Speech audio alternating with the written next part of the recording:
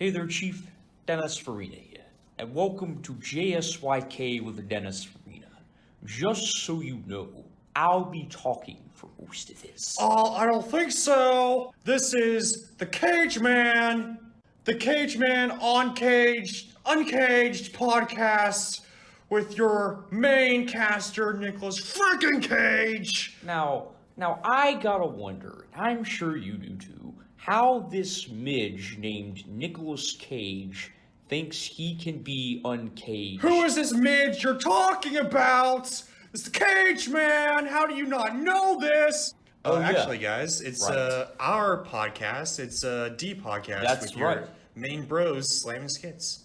Well then, just so you know, I'll be leaving for most of this. Not D's podcasters.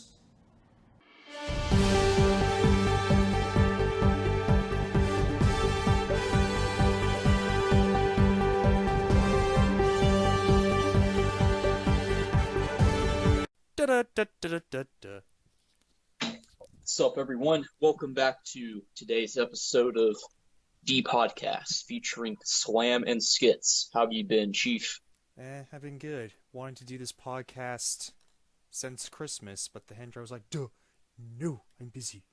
Intro was like, don't know. It's been a busy Hendrix, and I Indeed. will be a busy Hendrix after this.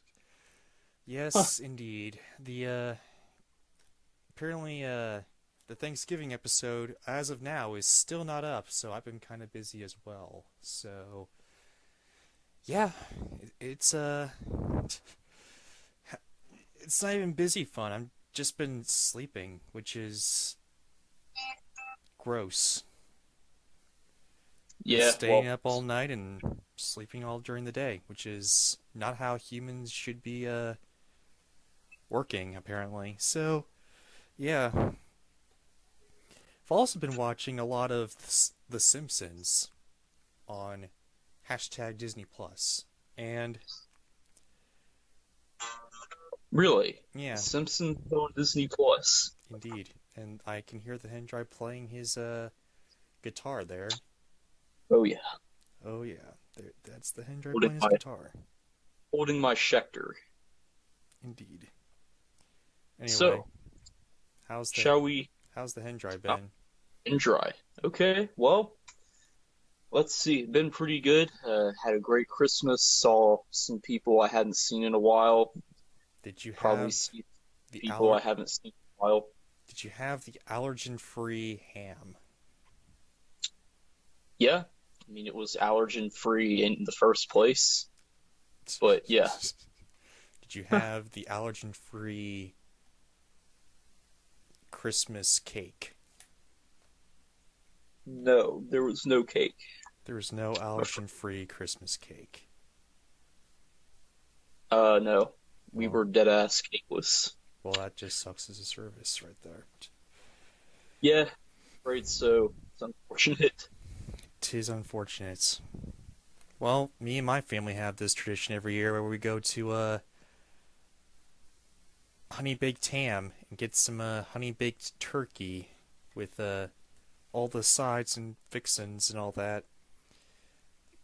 There's a honey baked ham, come to find out, that's located downtown in the city that we live in, which is surprising. Huh.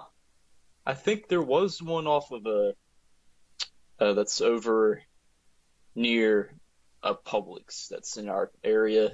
Indeed. I don't remember if it closed down or not, but Well, apparently it didn't, because my parents were like in the huge line trying to get that turkey and all that, which apparently it was plentiful because everyone was trying to get ham and not necessarily turkey, which is weird, but understandable because Christmas is the ham time, I guess.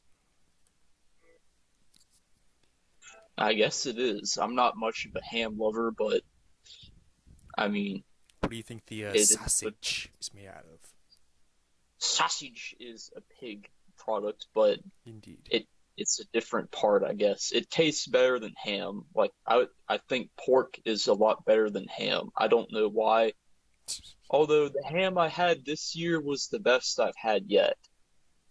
So that was pretty cool.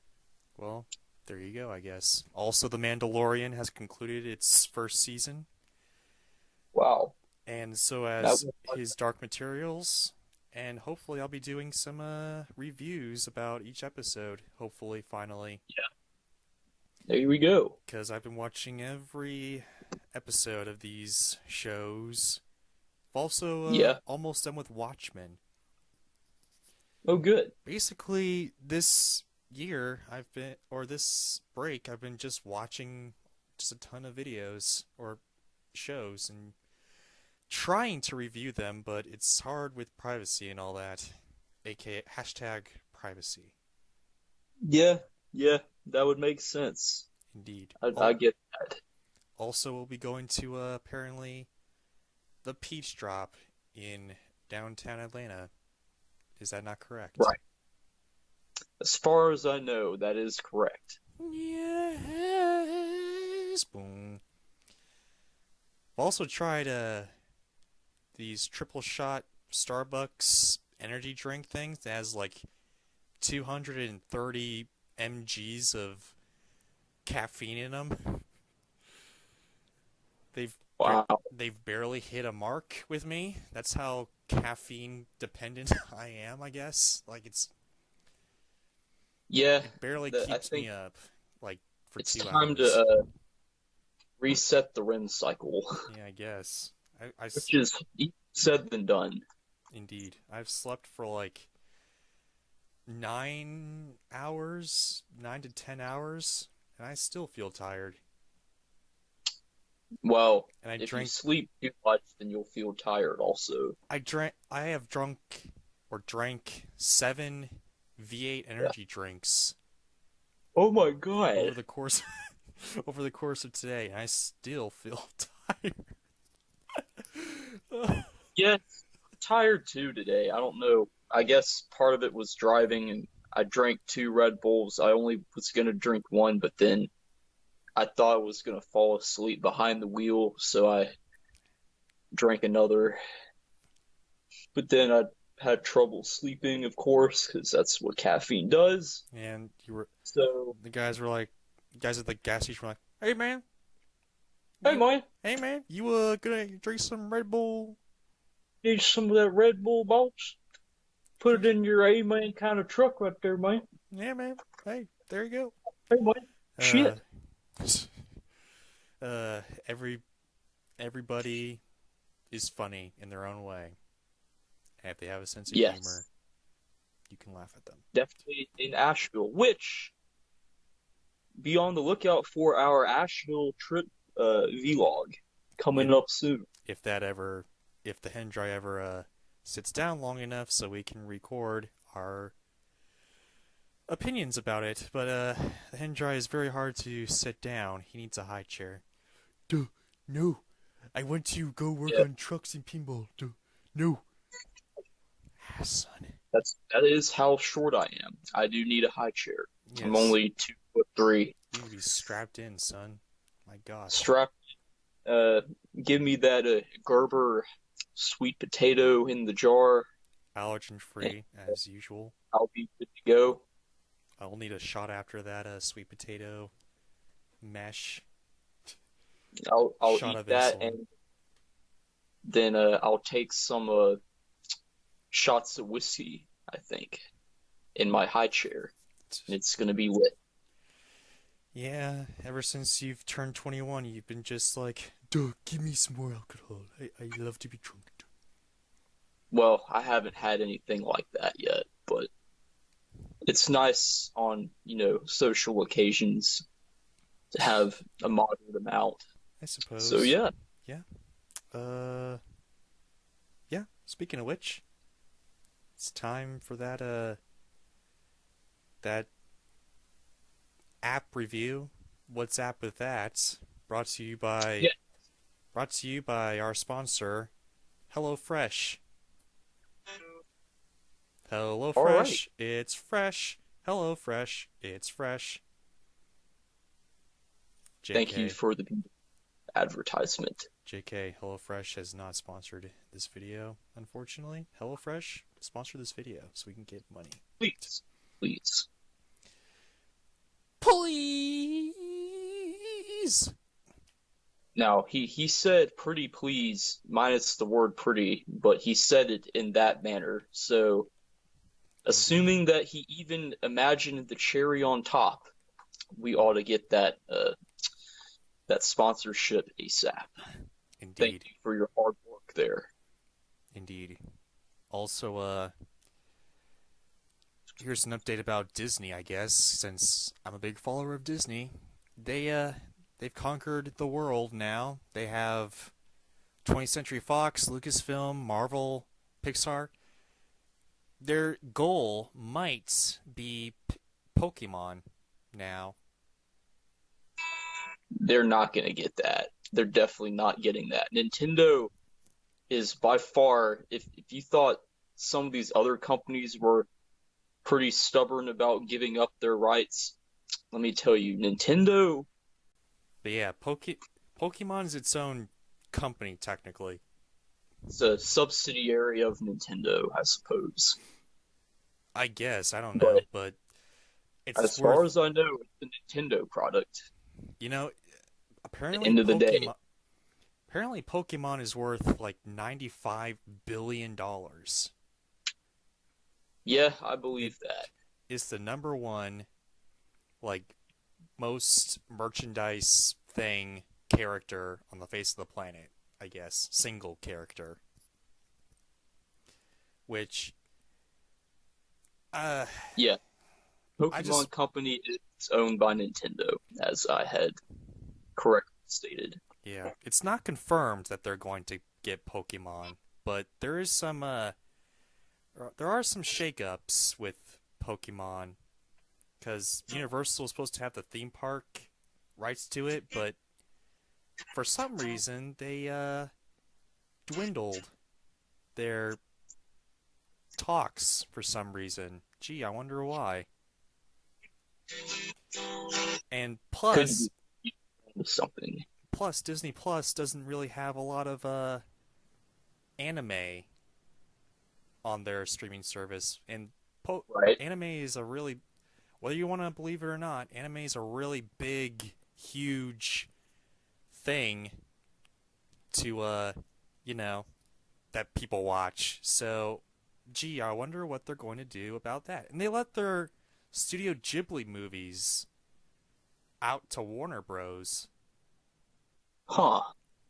And guess who owns the movie rights to Pokemon for the most part through Detective Pikachu, that movie? Warner Disney. Bros. Well, you were making it seem like it was a Disney thing, but yeah. Well, no, Pokemon might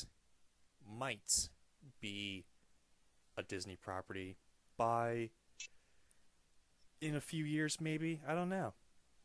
All I know is it's a creative endeavor, and through you know, through capitalism and all that, that could be a thing. I don't know.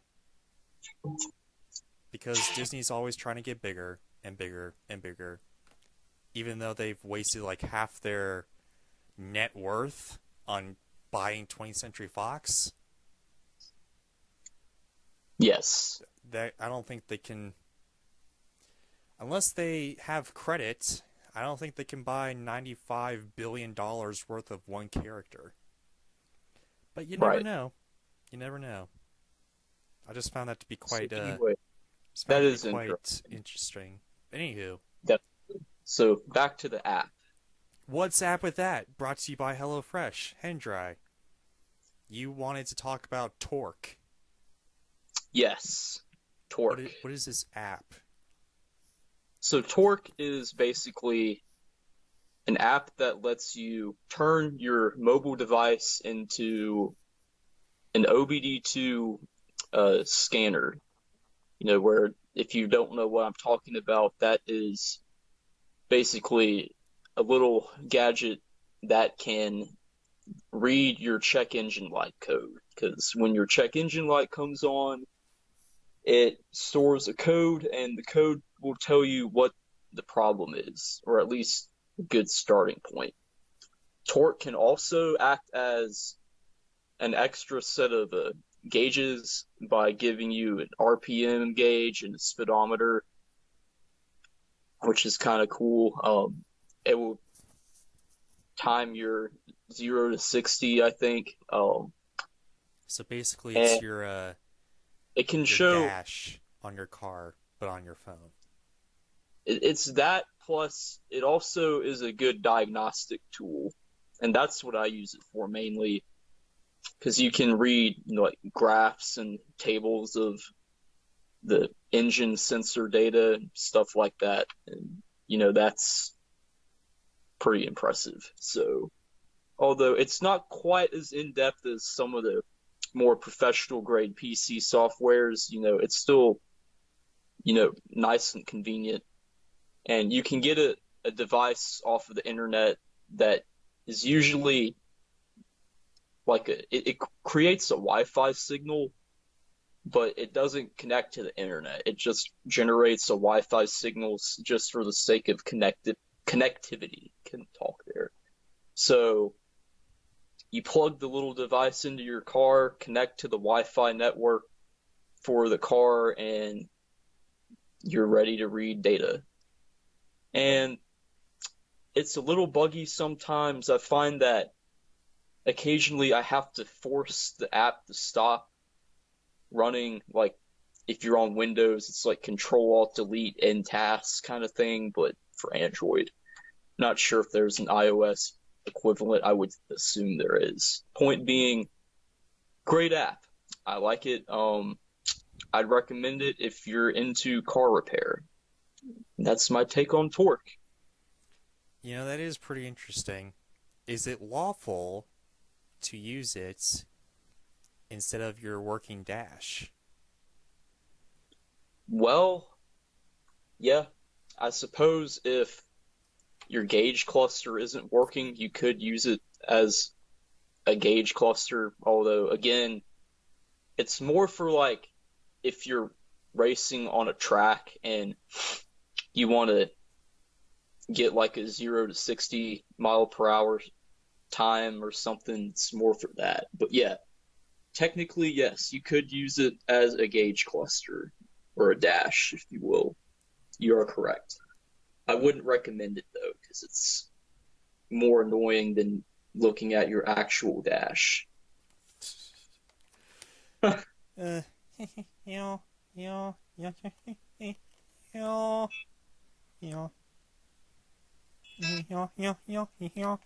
yeah. Well, that's it for that, because I've never used this, because I never had to. I have seen you used it, though. More ways than one. But Right. it's really convenient, I guess. Yes. Indeed. I've never had to download it, though. Even though I have a 1,000 gig, or I guess a 1 terabyte phone, I guess? I don't know. All I know is that it's got no, it's not that. I doubt it's a terabyte. That'd be impressive for a mobile phone. Would be, but I know it's over 100. It's over like 200, I think, gigabyte. Yeah, it's probably iPhone, 246, if I had to guess. Yeah, iPhone X, aka iPhone 10, that original thing, right, until they went to the iPhone 11, which, I mean, you could use it, I guess, but I'm not going to pay $2,000 for 3 cameras on one phone. Ooh, ooh, 3 cameras, 1 phone. I can tell you that my sister's iPhone 11 Pro was actually closer to 1,000. So, but still, it's too much for my phone was a little cheaper, but it was not a lot cheaper. It's too much. And it also has 3 camera lenses. Well, there you go. It also explodes. What? Whoa! Oh, boom roasted. Oh, If this phone, if it explodes and they didn't learn from the Galaxy Note 7 that you can't compress the crap out of the battery in your case design, then I will definitely be finding a new phone. But so far, my past two Samsung phones, well, this one and the last one, have been pretty good. I probably would still use the last one if the screen wasn't destroyed, because other than that, I thought it was a decent phone. So, phone. Anywho, So, yeah. I think that concludes what's up with that. Let's move on to the next segment. Slam, Indeed. take it away. Son, it's time for best and worst. You got Best it. and worst of something or anything.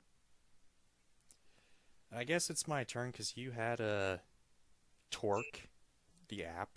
So, time for me to talk about my thing, which is best and worst holiday dishes and not Thanksgiving dishes. Why? Because this episode's going up after Christmas, and it was supposed to go up, I guess, on Thanksgiving Day, but a month later. So here we go. Here we are, folks. Who cares? Without further ado, here we are. Indeed. Now, there's a lot of holiday dishes that are quite scrumdiddlyumptious. Yes. Like Thanksgiving turkey or the Christmas ham, as we were discussing kind of earlier. It's also plentiful side dishes, ranging from all over the world. Like Christmas Chinese food that Ralphie from A Christmas Story would love to eat during A Christmas Story. Then there's, a bunch of other types of things, like the cranberry sauce, the stuffing or the dressing, the green bean casserole, if you will. Something that I make. And that's something that I learned to make my own. Like, son, stop playing the guitar while I'm talking. Son, There you go. I swear. Now, put it down. It helps me concentrate, but at the same time, you're right. Can't deny that. Indeed. Anywho, Start. I actually figured out how to make from scratch delicious green bean casserole, like with making your own cream of mushroom soup, like you make with roux. Like you make a roux with like milk and flour and all that, and you can't have it because it's not allergen free, but you could if you wanted to. Chop your own mushrooms, whole mushrooms and all that, and put some cheese in there. You put some forget what else I put in there, but you put like cheese in there. You put some like bacon in there too. There's more fat. There's more fat in there than, like, it takes the health out of the green beans, honestly, which is good. Indeed. However, that's close to being my favorite this year because I made it and it's my own recipe. However, there is something else, and that is the Jellified cranberry sauce is my favorite holiday dish. Why? Because it's sweet and tart. You can't necessarily make it from scratch unless you have a lot of cookware and a lot of time, because that's the most processed thing probably on the table. It's that jellied cranberry sauce. However, it's really good. My gosh, how do they keep it so sweet and so tart at the same time? It's like a dessert in disguise as a dish. Huh. And Interesting. And I don't know.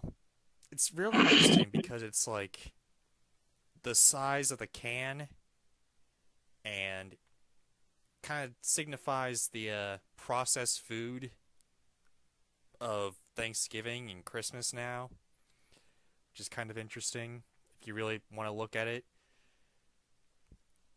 And I don't know. I don't know why I don't like regular whole cranberries. Probably because of the skin, and there's like seeds in there, and I don't really like that. But Yeah, that'd be annoying. yeah, those I don't like seeds. I don't like skin. So Huh. so the processed food is where it's at, and jellied cranberry sauce is where it's at. Hen I dry, agree. and it's also allergen free, so the hen dry can have it. I do have the canned cranberry sauce usually for Thanksgiving. Do you like? So Is it jellified? yeah, yeah, it does have that uh Jello type of uh, what's the word for it? I guess texture to it. Indeed. Also, it's something that you can grow up with and not necessarily, whatever. It's like young kids love it, older people love it, It's something it's probably the most overlooked dish as well. Like I everyone's talking about the stuffing and all that, but you could just plop that thing out on a plate and just serve it. There you go. Even though it's extremely processed and really, really unhealthy, but Yeah, to be fair, you know, everything else on Thanksgiving and Christmas isn't that healthy either, unless you get tofu turkey, which is not oh the no. way. It's not the way. Unless you're like, unless your health is like so bad that you have to have tofu turkey, then it's the last resort. But if people just choose to have tofu turkey, that ain't the way. Yeah, I think The pilgrims didn't have tofu turkey, so why do we have to have tofu turkey now? exactly. I can barely hear you, son. Exactly. What's wrong with your mic? There's nothing wrong with the mic. You sound like you're a robot, son. That's probably because I'm tired. Alright, but here, let's try this. Alright, is that better? Oh, yeah, that's a lot better. The heck was that? That was, I had it on the speaker setting, but now it's acting like just a phone call. Well, there you go. Cool. Oh, So that's my favorite Thanksgiving dish. Now on to, or Thanksgiving and Christmas or whatever holiday dish. Now it's time for the hen dry to give his favorite Thanksgiving, Christmas, Hanukkah, Kwanzaa, whatever, Ramadan dish. Son, it's your turn. alright, well, without a doubt, it would be simply the Thanksgiving turkey. Now, you may think I didn't really think that one through, but I did. If I'm being totally honest, of all the holiday meal items that I've had, that's probably my favorite. And it's not like I'm allergic to those things. I can actually eat a good bit of that stuff because it's Keep on a breaking lot up, of. son. I don't know why. I don't know why either. Anyway, sorry, continue. A lot of it is, you know, more natural stuff, and, you know, even some of the processed things can be substituted with allergen-free equivalents, so that's nice. But yeah, the turkey itself, you know, you put that bad boy in the oven and give me some of that dead-ass dark meat and put some uh allergen-free, or I guess specifically dairy-free gravy on that dark meat. Add a little bit of the salt. That is some good ass BS right there. Whew. Man, just thinking about that right now makes me want to scarf it down, but I'm kind of hungry anyway. But Indeed. Also, how do you cook your turkey? Because there's, like, I think everyone cooks their turkey slightly different. Like, we bake it in the oven, I believe. I mean, yeah, duh. For me, my my family like cooks it with a whole lot of citrus. We like make um this like very herby like brine, I guess. We like slather all over it, and then we have like this herbal butter and all that, where we just like slather it all over the place and like in between the skin and all that. It's getting nice and crispy. My mother found out a way to like in all the years past we like kept on having it dry. But yeah, like over the past like couple years, like 2 or 3 or 4 years ago, she figured out a way where it can like be juicy and not necessarily dry anymore, which is really good. Especially the dark meat. The dark meat's like dripping with like turkey juices now, and she uses the turkey juice for Huh, gravy. So that's smart. how's the one cook the turkey, son? Probably the exact, probably in a similar way. Oh, you never I'm noticed? guessing I've never really helped with the cooking process, but I have helped a little bit with setup. I would say that yeah, I think she does in fact use the turkey juices or whatever it is for the gravy. Um, it's not like there's any kind of sauce or flavoring on it, but you know, we do put gravy on there, and it tastes so good. It's really good. Yes.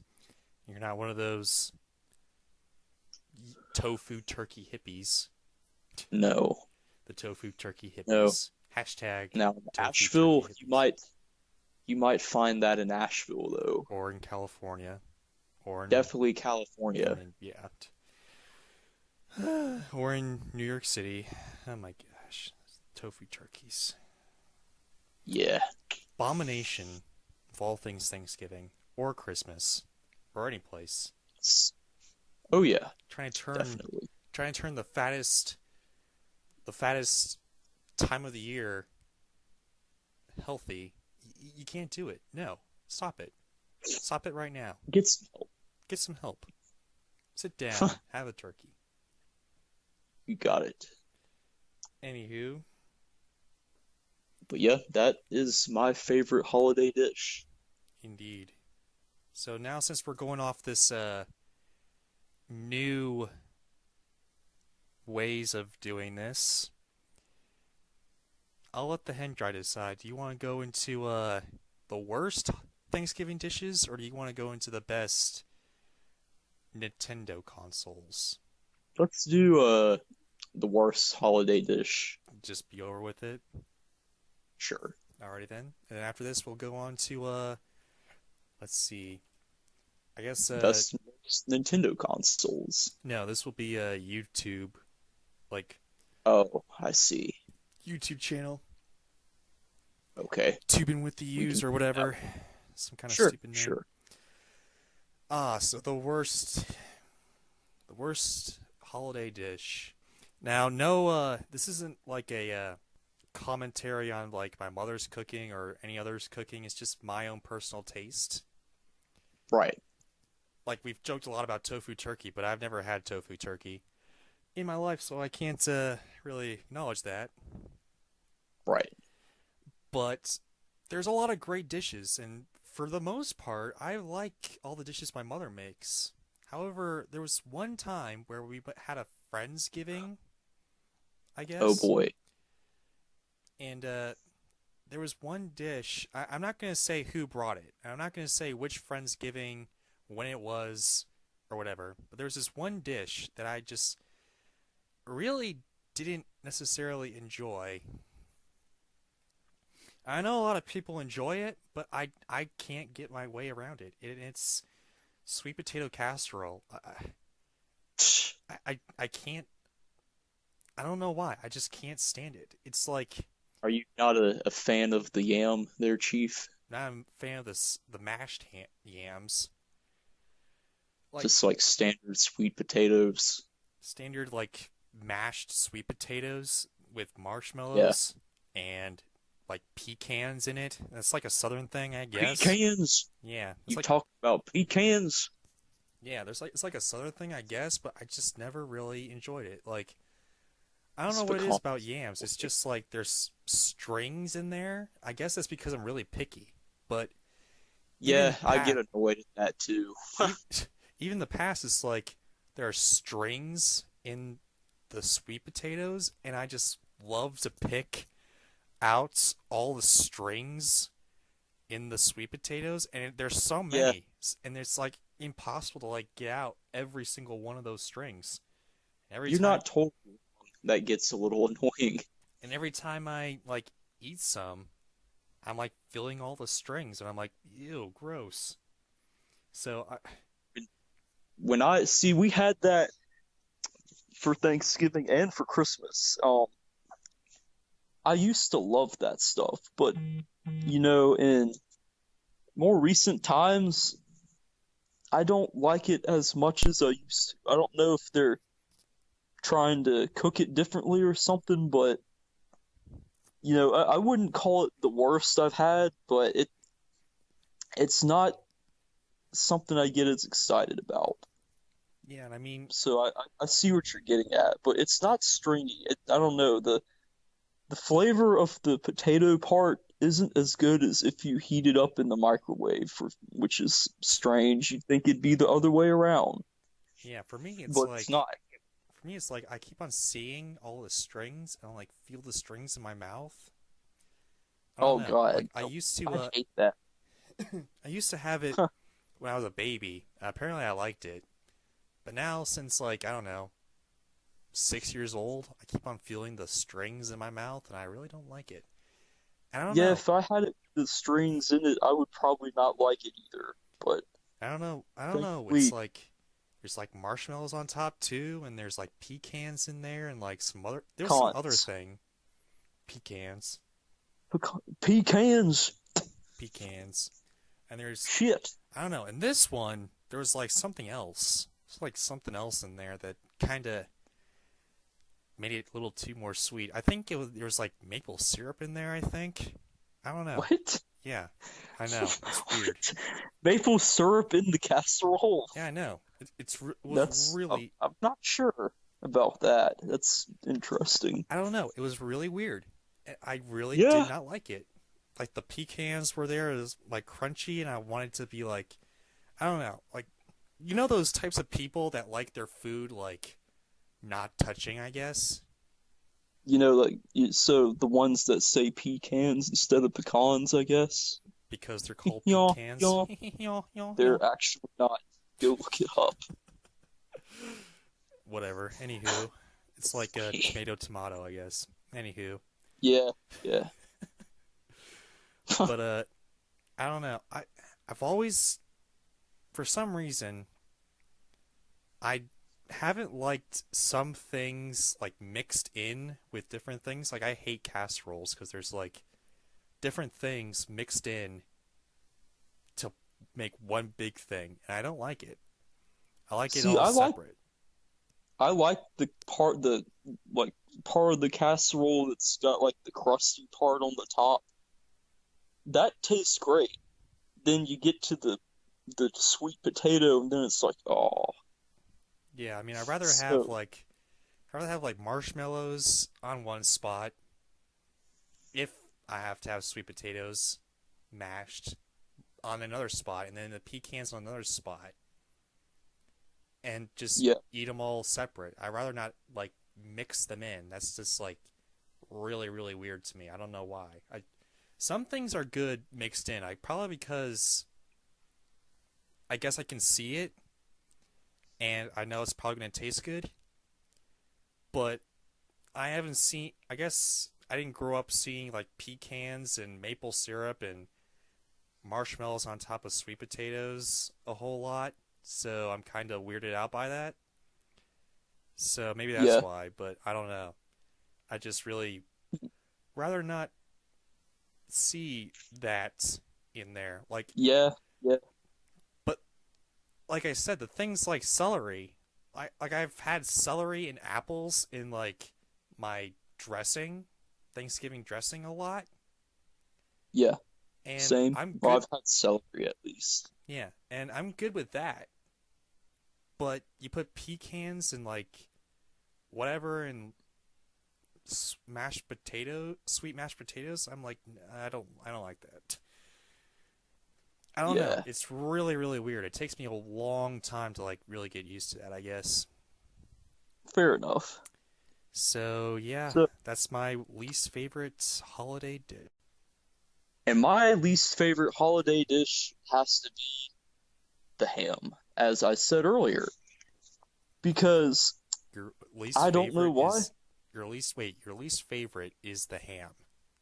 Yes, I just don't like ham. I love pork, but ham is just not my thing. I don't know why. Man, I was so disappointed.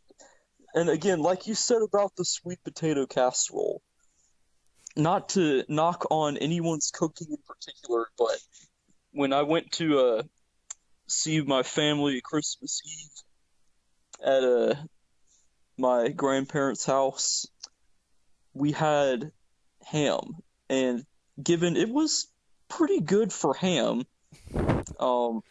I guess my mom is just not good at ham cooking or something.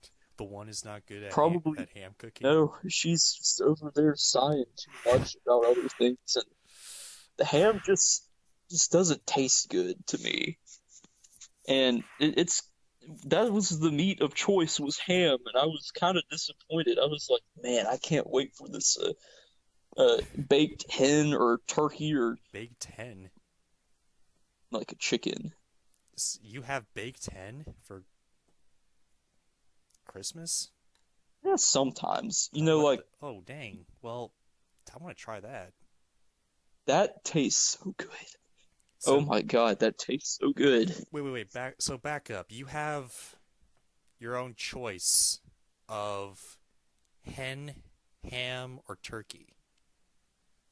No, no, no, no. I'm just saying we've tried this in the past, and I've had it, on non-holiday occasions before. Ah, okay. But Now it's it not makes like, sense. okay, it's not like, see, if they gave us the option, I would definitely have passed on the ham, but I couldn't because that was the meat of choice this year. That's what I meant, was like they decided that was the meat we were gonna have. Ah, okay. So, yeah, I don't know what it is. Just even, ham on a sandwich, it's not the most pleasing experience. But turkey or chicken, deli meat style is fine. But yeah, that's gotta be my least favorite is the ham. Yeah, son. I mean, I haven't had a lot of ham myself. Honestly, I don't even really know what the difference is between ham and pork because they're both pig. Different But flavor. what? You're right. They have a different flavor, Oh, but you are correct. that is kind of interesting, I guess. I know that veal is different from, beef because Isn't it? Or no, that's calf. yeah, sadly, but yeah. But I don't know the difference between ham and pork. It's kind of weird. Is it Yeah. big or something? But whatever. I haven't actually tasted a lot of ham, but from the ham I've tasted, tastes pretty good, I think. But I don't know. Well, it is what it is, Nate. It is what it is. And now, And the hen dry's eating right now, apparently. mm-hmm. Sorry. All right. Now let's get to tubing with the U's. Yes. Tubing with the U time. It's brought to you by Audible. You can stream all your whatevers, I guess. Or Tunnel Bear. The best Canadian tech reviewer VPN with the high-pitched voice you can find. Scotty Kilmer. So why don't you tell us about Scotty Kilmer? Oh boy. Scotty Kilmer is an older man who is a mechanic who worked at a shop for years. I think his father and grandfather were both mechanics, so it's like a family of mechanics or something. And he worked at a shop for years. Then he left that place because it shut down, I think, in the recession. And then he started working on his own. And through that, he decided he was going to film working on some of these cars on YouTube. And, you know, he started out doing very well. It was, you know, simple how-to videos. They were short, right to the point, very easy. He's kind of humorous. He's got a very, I guess you could say it's a dry sense of humor. You'll have to see for yourself. Although unfortunately nowadays his channel is starting to become more, I see more and more content about roasting other companies or other YouTubers, and I don't know if I care for that as much. I haven't really kept up with his channel as much because of that. You know, it's kind of like the critic of cars. Wrong. His newest video is "This Makes Me Sad for America and Ford." Wrong. It's wrong. It's huge. Like the tables of China. Inside joke right there. Oh boy. Like watch China video to find out more. Oh my gosh. So, Scotty Kilmer has a thick Niagara Falls area accent.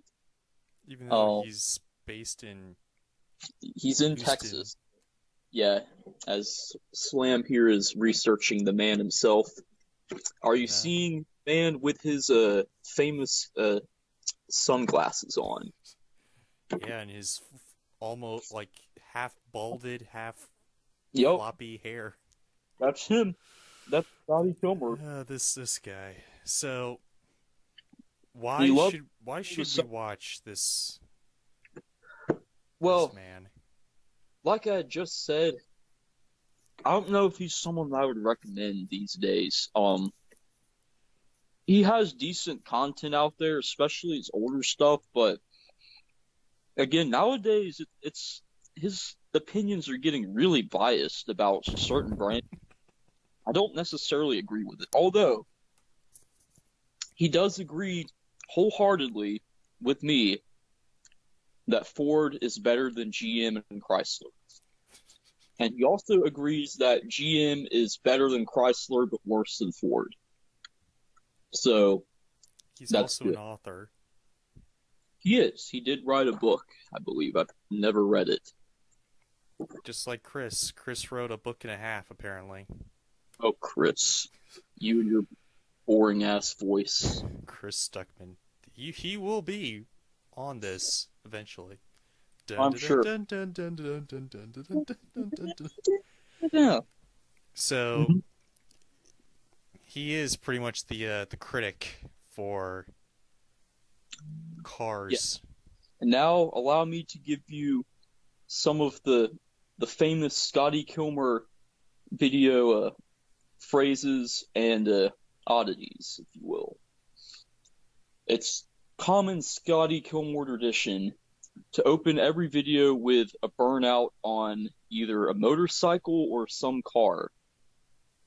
and he's got dun, dun, dun, dun, dun, dun, dun, dun, rev up your engines. Dun, dun, dun, dun, dun. Then it's time for the Scotty Kilmer channel. Then it's like, today's episode is how to recharge the AC in your car. Then he does this thing where he like closes his mouth with purpose, and then he sits there still with his mouth closed for like a second. It's the I don't know why, but it's the funniest thing ever.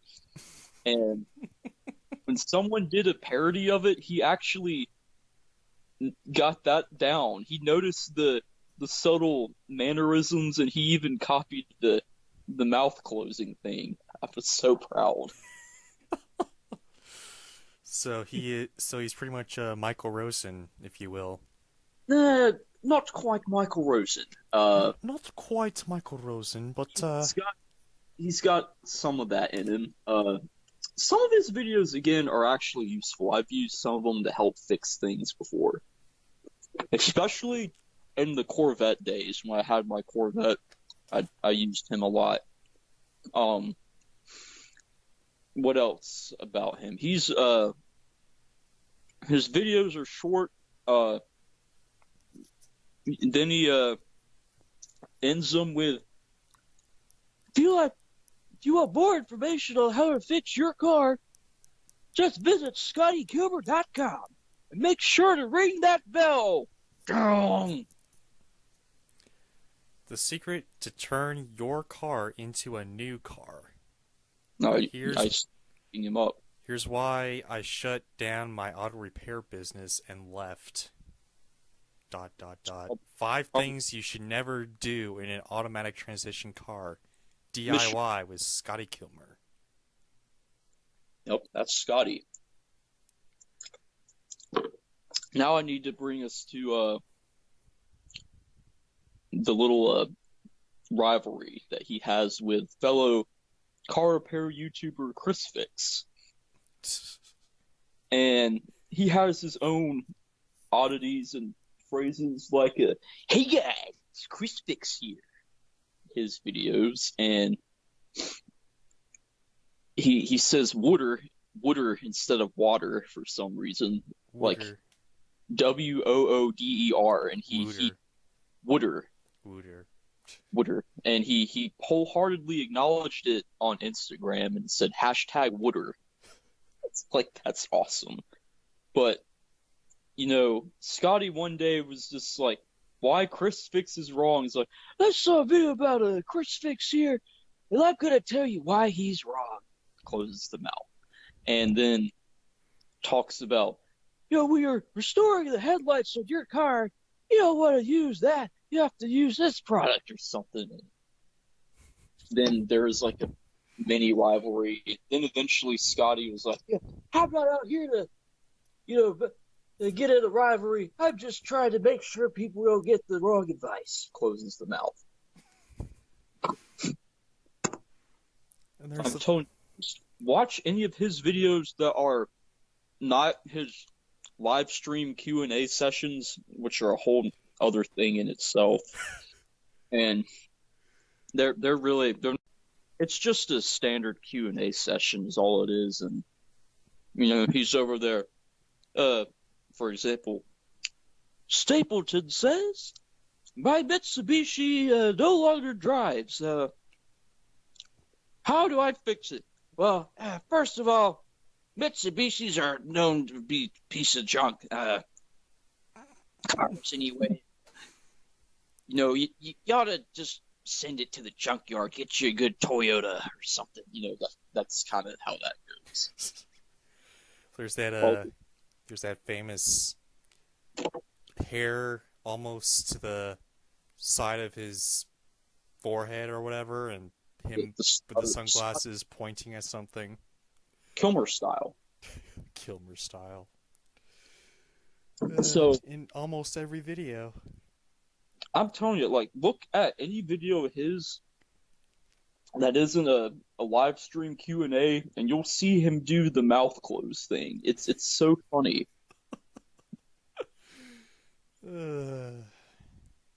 But in all seriousness, if you're wanting good car advice and you want to know a good channel to check out, especially if you're doing a repair work for older, like, or mid 2000s to, late 80s General Motors vehicles, check out Scanner Danner. He's really good. He even he released his textbook that he wrote for his technical school students, and I actually bought a copy of it. It's very, very useful. It goes a lot more in depth about things, and that's something I should mention. Scanner Danner's not for the average Joe DIY mechanic, although I'm not saying that I'm a pro, but I've probably done enough and I know enough about working with electronics that I could, learn how to do what he's talking about at the slightly more advanced level, but he is really good for diagnosing GM vehicles. There's a whole channel about Ford, Ford Mako Tech here. I'm gonna look this up for us, folks, but I won't linger too long on the other channels. What's his name? Ford Mako, something like that. Yeah, Ford Tech Maku Loco. I think that's how you say that. Ford Tech Maku Loco. All one word.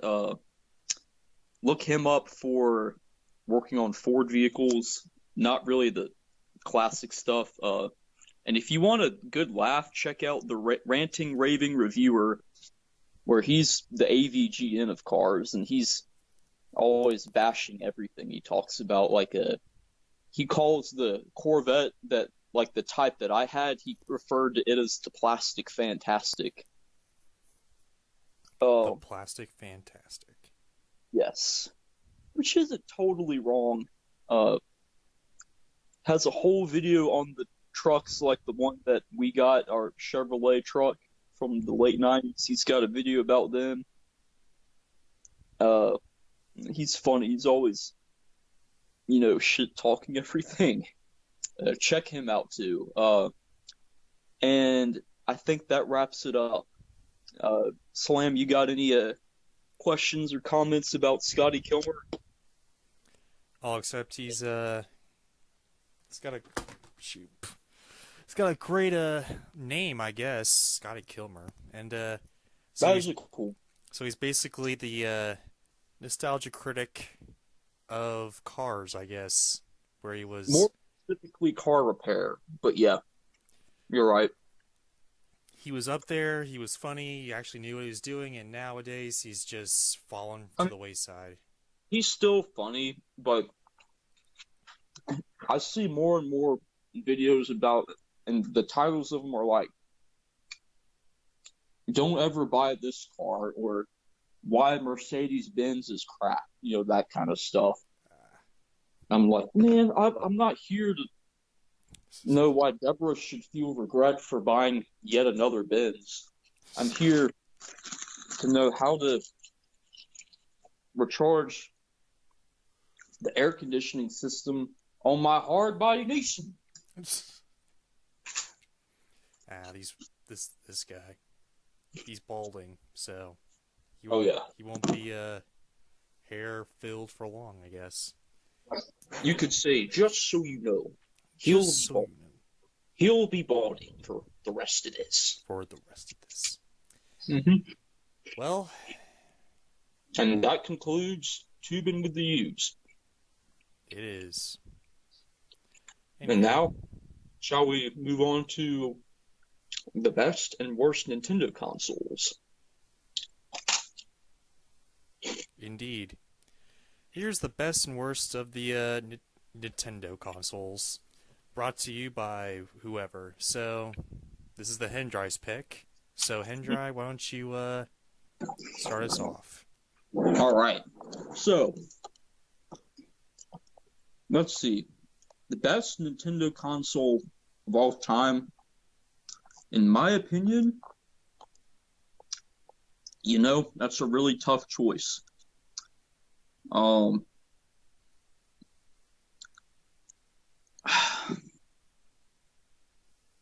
if I'm being totally honest, I'm gonna have to give it to the Switch, Ah. which I still don't own, and it's something I want to buy, but I have to have money for other things. But one day I will Switch.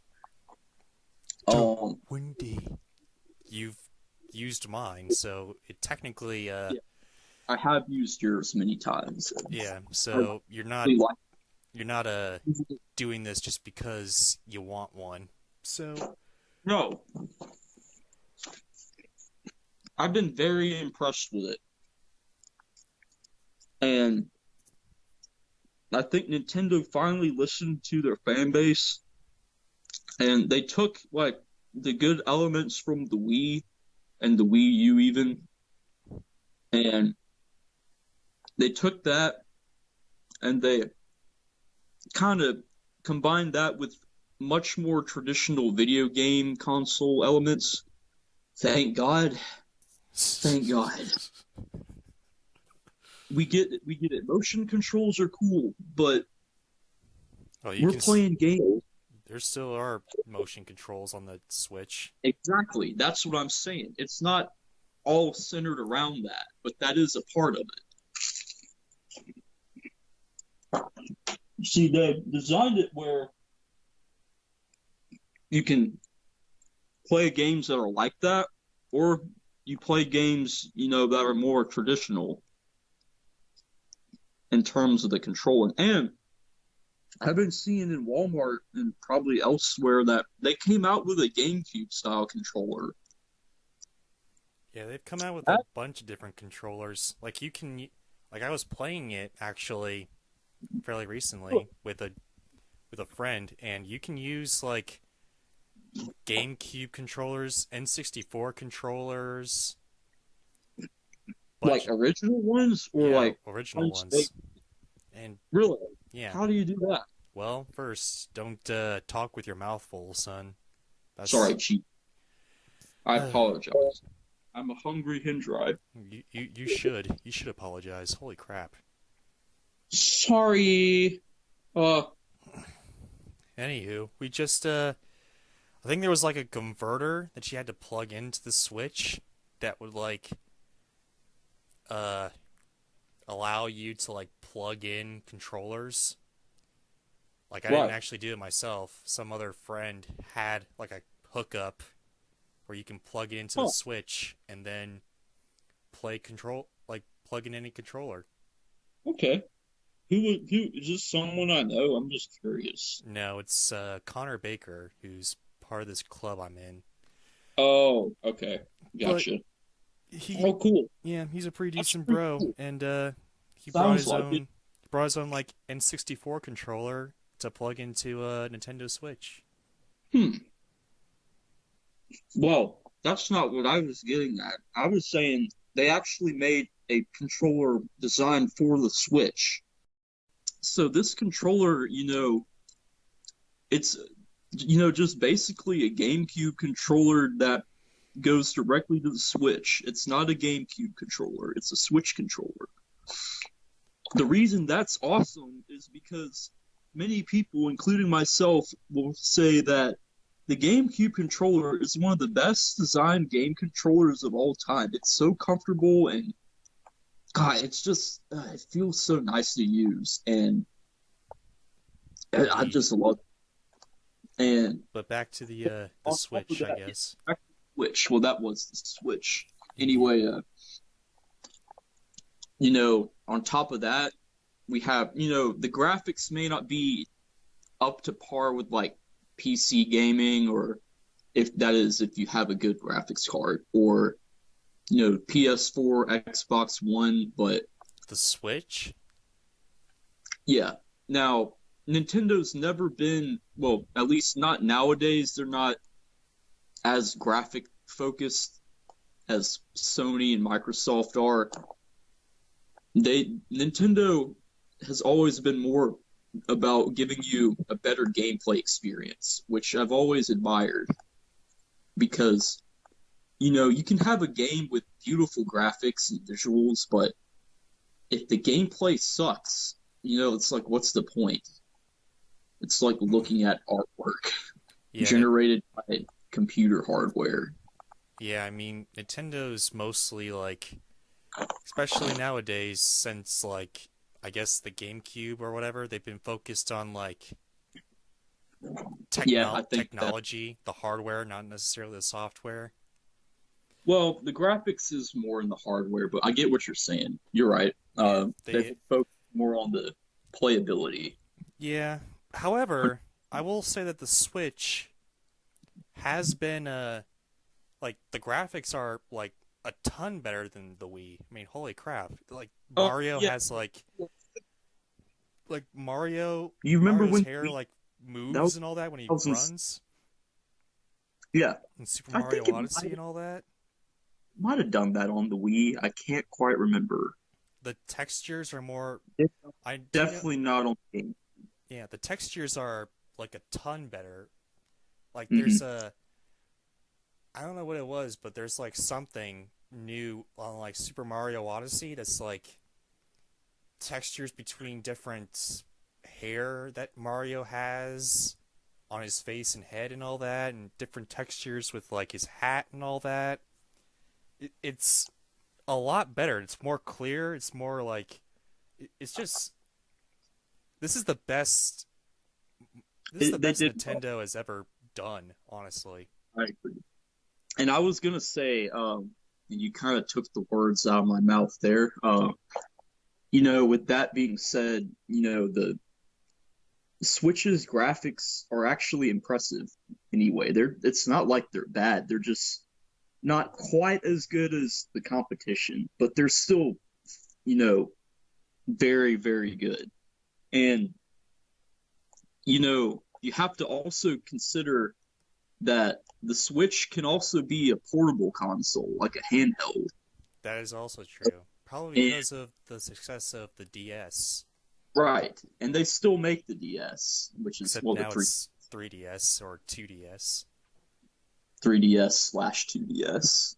2DS is for people that want to be cheap or for kids that aren't old enough to have eyes that can handle that. That is a thing. If you're... it's too awesome for my eyes. Caillou needs glasses because he looked at the 3D graphics and it hurt and it damaged his vision. Whoa! It's like going through the monolith in 2001: A Space Odyssey. Whoa! Anyway, the last two things I'll say about the Switch are, given that it's not only portable and you can play it on your TV, and the graphics are still very good, the games come on little SD cards. That's what blows my mind the most, is that, for games that are just on SD cards, they look very, very good. Although, granted, the what's the word? Back to cartridge gaming, not necessarily disc. Kind of. I was gonna say that storage medium doesn't necessarily dictate how the game's gonna be. It's not like if you have a cartridge and a disc that can hold the same amount of data on them, that one's gonna look better than the other. It's just what can hold the most data. And I'm surprised because most of these console makers went away from cartridges to save money. But, Nintendo's going back in that direction with these SD cards, which are, in a sense, it's very similar to an old school game cartridge. And it's really tiny. And, of course, it loads instantly because there's no mechanical aspect of it except for, electrical connector pins touching each other for signals to go back and forth. And there's no spinning, no arm moving back and forth, no laser, none of that. And the final thing is, Mother of God Bobby, Nintendo finally, although they didn't do it directly themselves, but finally, there is a legal way to play the classic Nintendo arcade games on like a virtual console type of deal. It's Now, a miracle, miracle. Hear me out here, because this is important. Some of you may be thinking, well, I can play Donkey Kong and Donkey Kong Jr. and Mario Brothers on the Wii virtual console or whatever. Yeah, but I'm not talking about just the games in general. Those are the NES versions, but on the Switch, you can play the actual arcade versions of the arcade games, like the same version of the game you find in the arcade cabinet, like I would have in my storage unit. So, Yes. Boom. that alone has really sold me on the Switch because, the only other way to play those games is through like MAME emulation, and that's not 100% legal. It can be, but it's very sketchy. But on the Switch, you can do it legally, and it's gonna work. You don't have to mess with making sure all the ROM images are in the right directories and all that crap, and making sure everything's where it's supposed to be, or else it won't work, and then there's compatibility issues. It's a mess. Switch is good. I will give an honorable mention to the Nintendo Entertainment System for saving the gaming industry in '85. It's amazing. I actually currently own 4 Nintendo Entertainment Systems. 3 of them are awaiting to be, sold on eBay for profit. Probably you can buy it one day. But then I have a personal one. This is a paid advertisement for my eBay account. For my eBay store. All right, I'll shut up now about the Switch. I got excited, as you can tell. I will say as well, the marketing for the Switch has been just beyond impressive. I like that especially, especially when in the beginning when it first got launched and all that, because for the longest time they weren't necessarily good with software or whatever, right? Like with gameplay. No, they were good.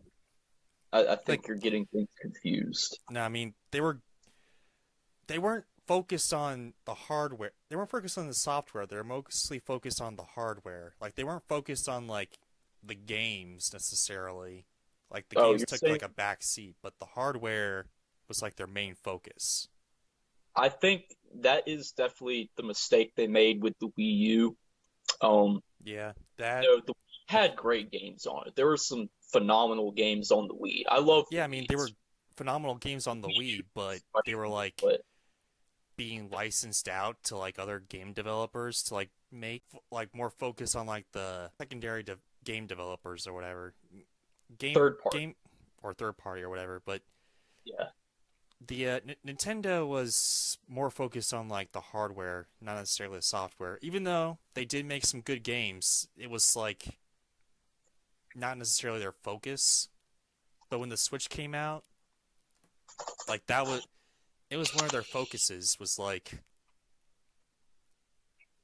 games and all that. The first two games that were made available for the Switch was Super Mario Odyssey, which not only is one of the best, not only is one of the best games, of the year or possibly in this decade, but it's one of the best Mario games ever.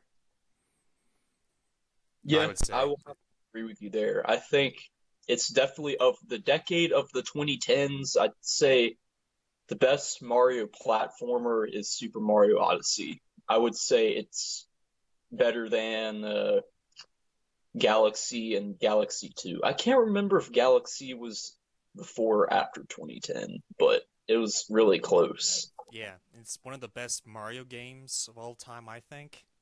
Also, within like a month of each other, I think. Like the event, like Legend of Zelda: Breath of the Wild came out too, and that's like That's better than I thought it was. yeah, No, I'm not. people think it's like people talk about that a lot more than they do Super Mario Odyssey, which I really don't think that's warranted. I think Zelda's a little overrated and Mario's kind of underrated, but honestly, they were like two fantastic games coming out as the Switch was coming out, which is outstanding marketing. They did a really good job. I totally agree with you on that. Yeah, it's kind of dwindled down a little bit, I think, the games. Yeah, But, I'd say you know, so.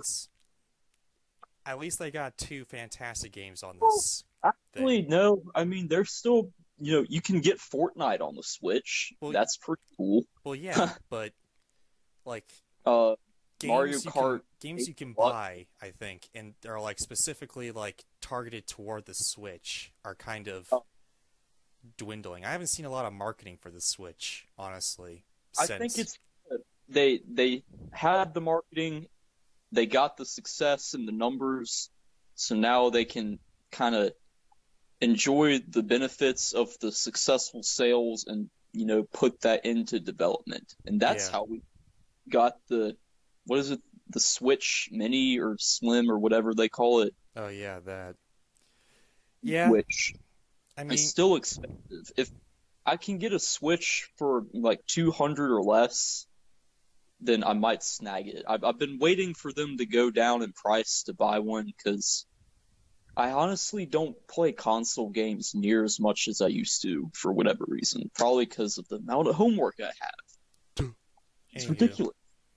So yeah, I would say the Switch. I would say like I don't know what they're gonna do about like the PS5 and the new Xbox coming out, which I think it's Series X, Xbox Series X, which is a stupid name, but anyway, I don't know what they're gonna do when those two consoles come out because the Switch came out fairly, I guess, within the time span of like the Xbox One and the PS4 coming out.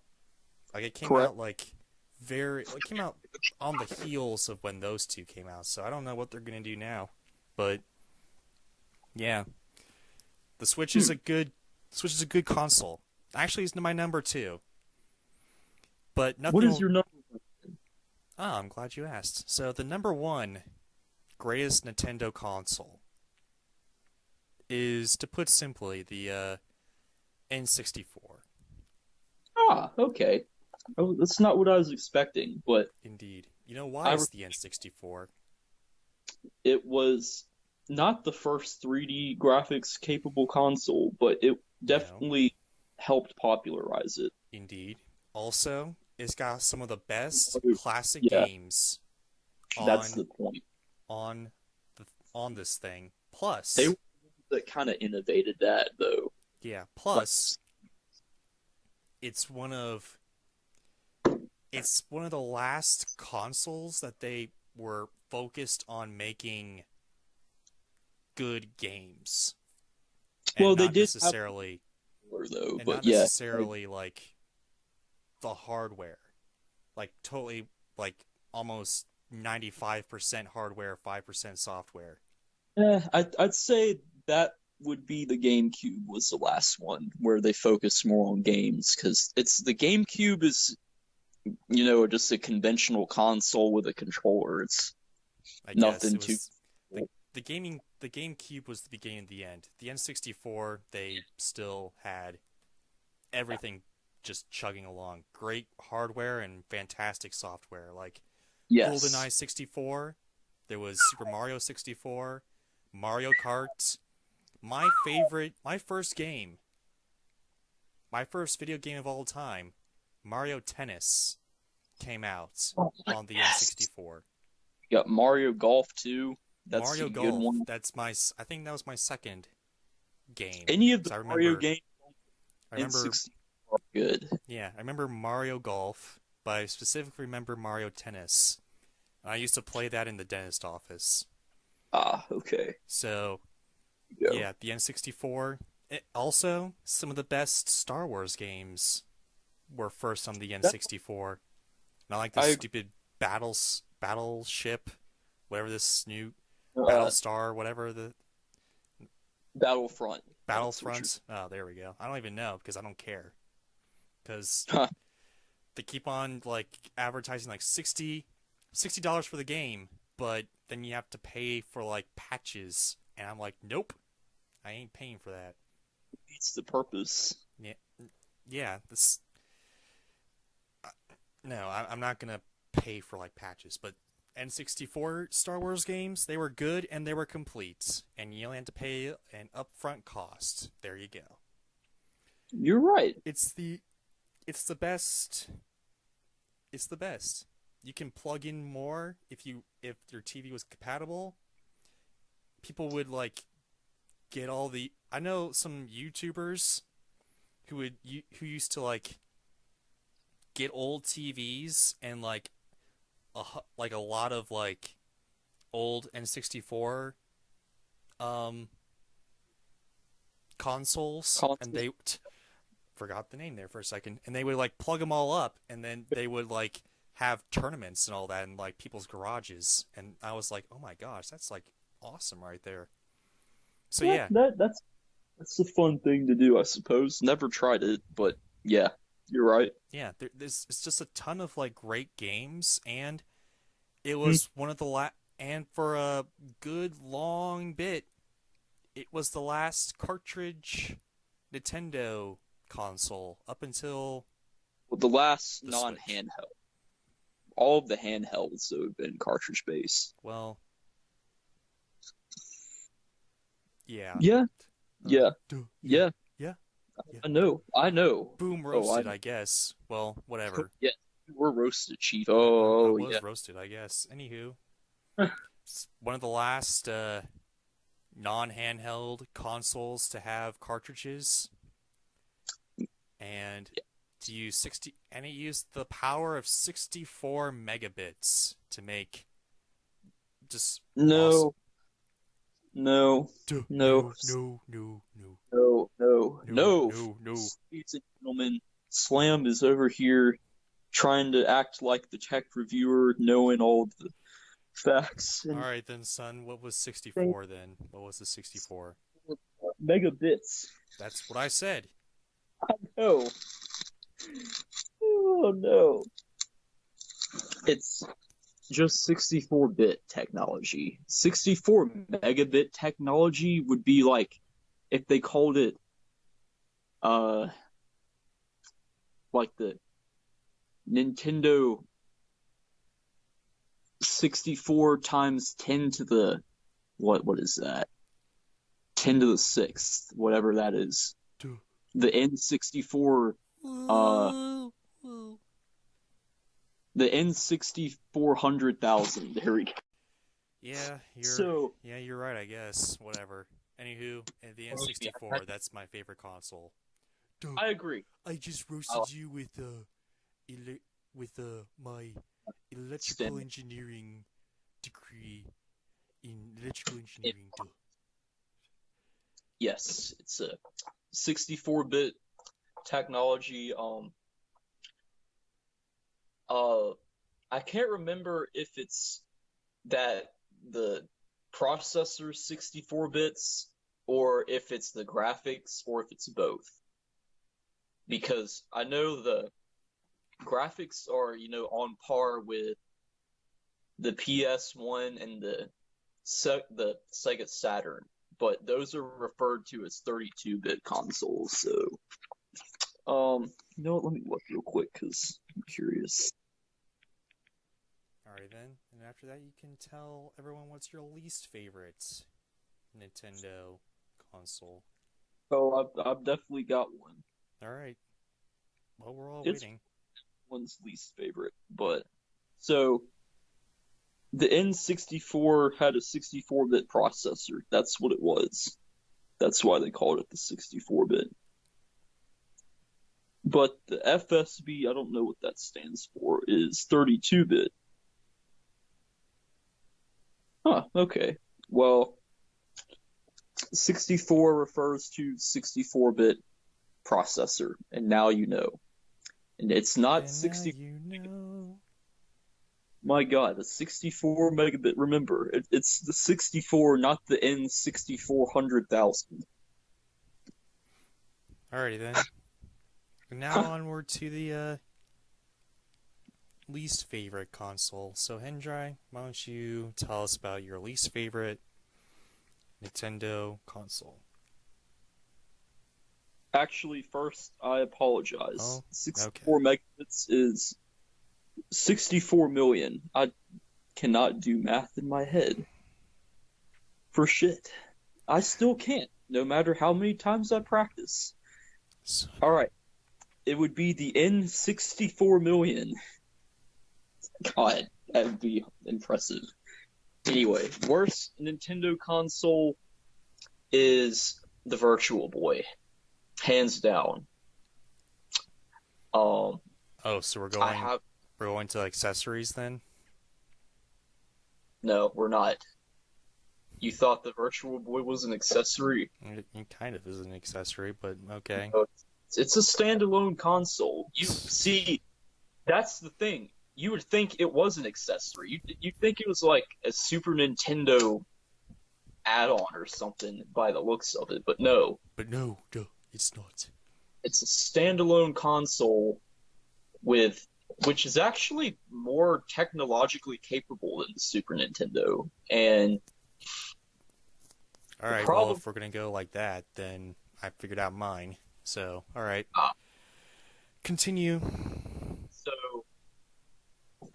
while they were waiting for development of the N64 and they kept having to push it back, they're like, man, the people want something new, so let's give them this. And it's very, very different. It's like having a Game Boy Advance, but imagine that it's 3D like the 3DS, but it doesn't hurt your eyes in the way that the 3DS does, but it hurts your eyes still. It's gonna hurt, and it'll probably hurt more in the end. It's like virtual reality. Like their first thing to like virtual reality, right? Yeah. That was during the big VR craze of the mid to late 90s, and which sucked. Yeah. It's basically a red pair of goggles that sits on a stand that you put on a table, and you have to lean over and look into the goggles, and that's the game screen. Yeah.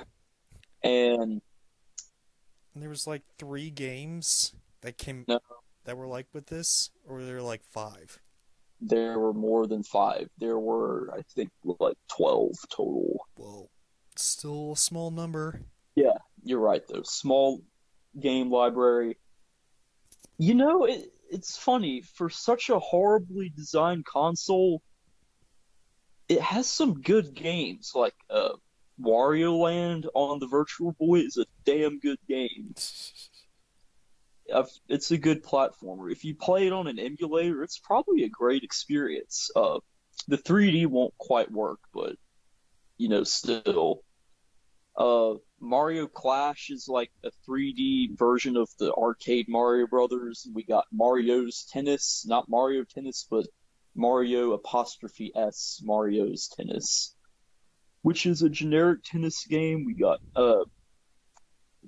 3D Galactic Pinball, which is funny because start the game is like, welcome to Space World, let's go.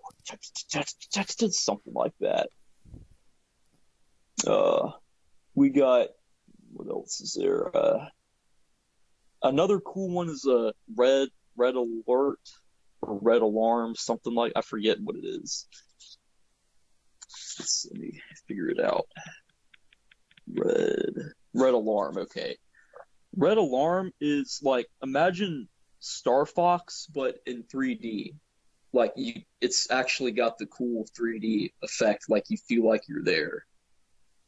Um, but the problem with the Virtual Boy is, the graphics, while they look good for what they are, they're all black and red. Not black and white, black and red. And it's like blood red. Stings your eyes. It does after a while, It's one of those things where you can take it for a while, but there's a point eventually where it's kind of like, all right, this is starting to hurt. And it actually suggests to the players, like, the games will automatically pause so you take a break, which is funny. At least they were self-aware, but, people bought it and just, it was cool, but it was just not very ergonomic. It was too hard to play it, It's supposed to kind of be portable, but you can't play it on the go. Like, you can't play it in the car. It's not like it has a head strap or anything. It's just got the crappy stand, which the stand breaks and falls apart. Another common problem is you'll see scan lines, little lines that go across the display, and that's kind of annoying.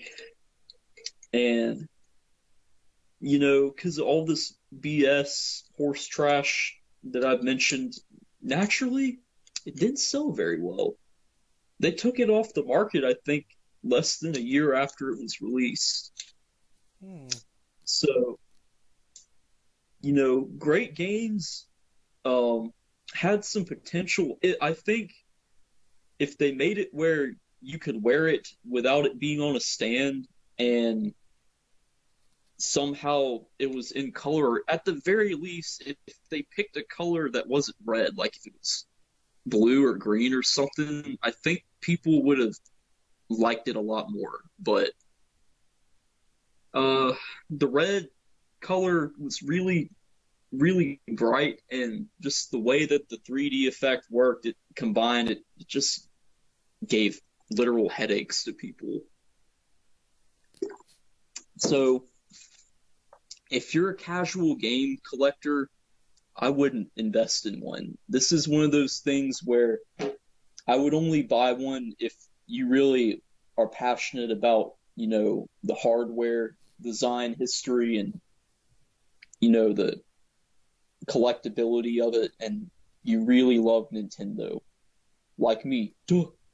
As a matter of fact, I have one, and as a little bonus, I think at the end of this video, we can have a clip of me playing my Virtual Boy, because it's hilarious to watch someone play a Virtual Boy. Yeah. Yeah. So, Old Red, as I like to call it, and the only other benefit to it, or the only positive thing, is the controller. It had a very good, not quite GameCube good, but probably one of the top 5 Nintendo controllers of all time in terms of comfort. Is the Virtual Boy's on up there. It might even be second to the GameCube controller. It's a really good controller. It feels nice in your hand, and it's easy to use, and it's comfortable, and it's just another thing, like, had such good potential, and they screwed it up. As a matter of fact, Jellified, I think I said that right. The guy who made the Game & Watch and the Game Boy, after he designed this and it failed, he was so ashamed that he left the company. Well, good, because he should be ashamed, because it sucks. Yeah, he did some good stuff, though, but that might not have been it. He felt so bad. But, yeah, that's the worst Nintendo console. What's your worst? Well, if we're going off of that, it's been a lot of Nintendo consoles. A lot of them. Yes. Some of them even gone to do some trends, which is not good. Yes. They need to do their own thing, or do it well. If they're going to do it at all. So my least favorite one is the 2DS. Why the 2DS, you may ask? Not the DS. There's a difference. Still there, son? Son?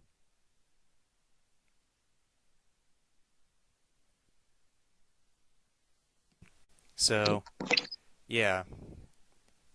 Not the 2DS. Not the DS. Because the 2DS is my all-time worst console. Not the DS. There's a difference Oh, there. the Nintendo 2DS. Yes. I see. I see.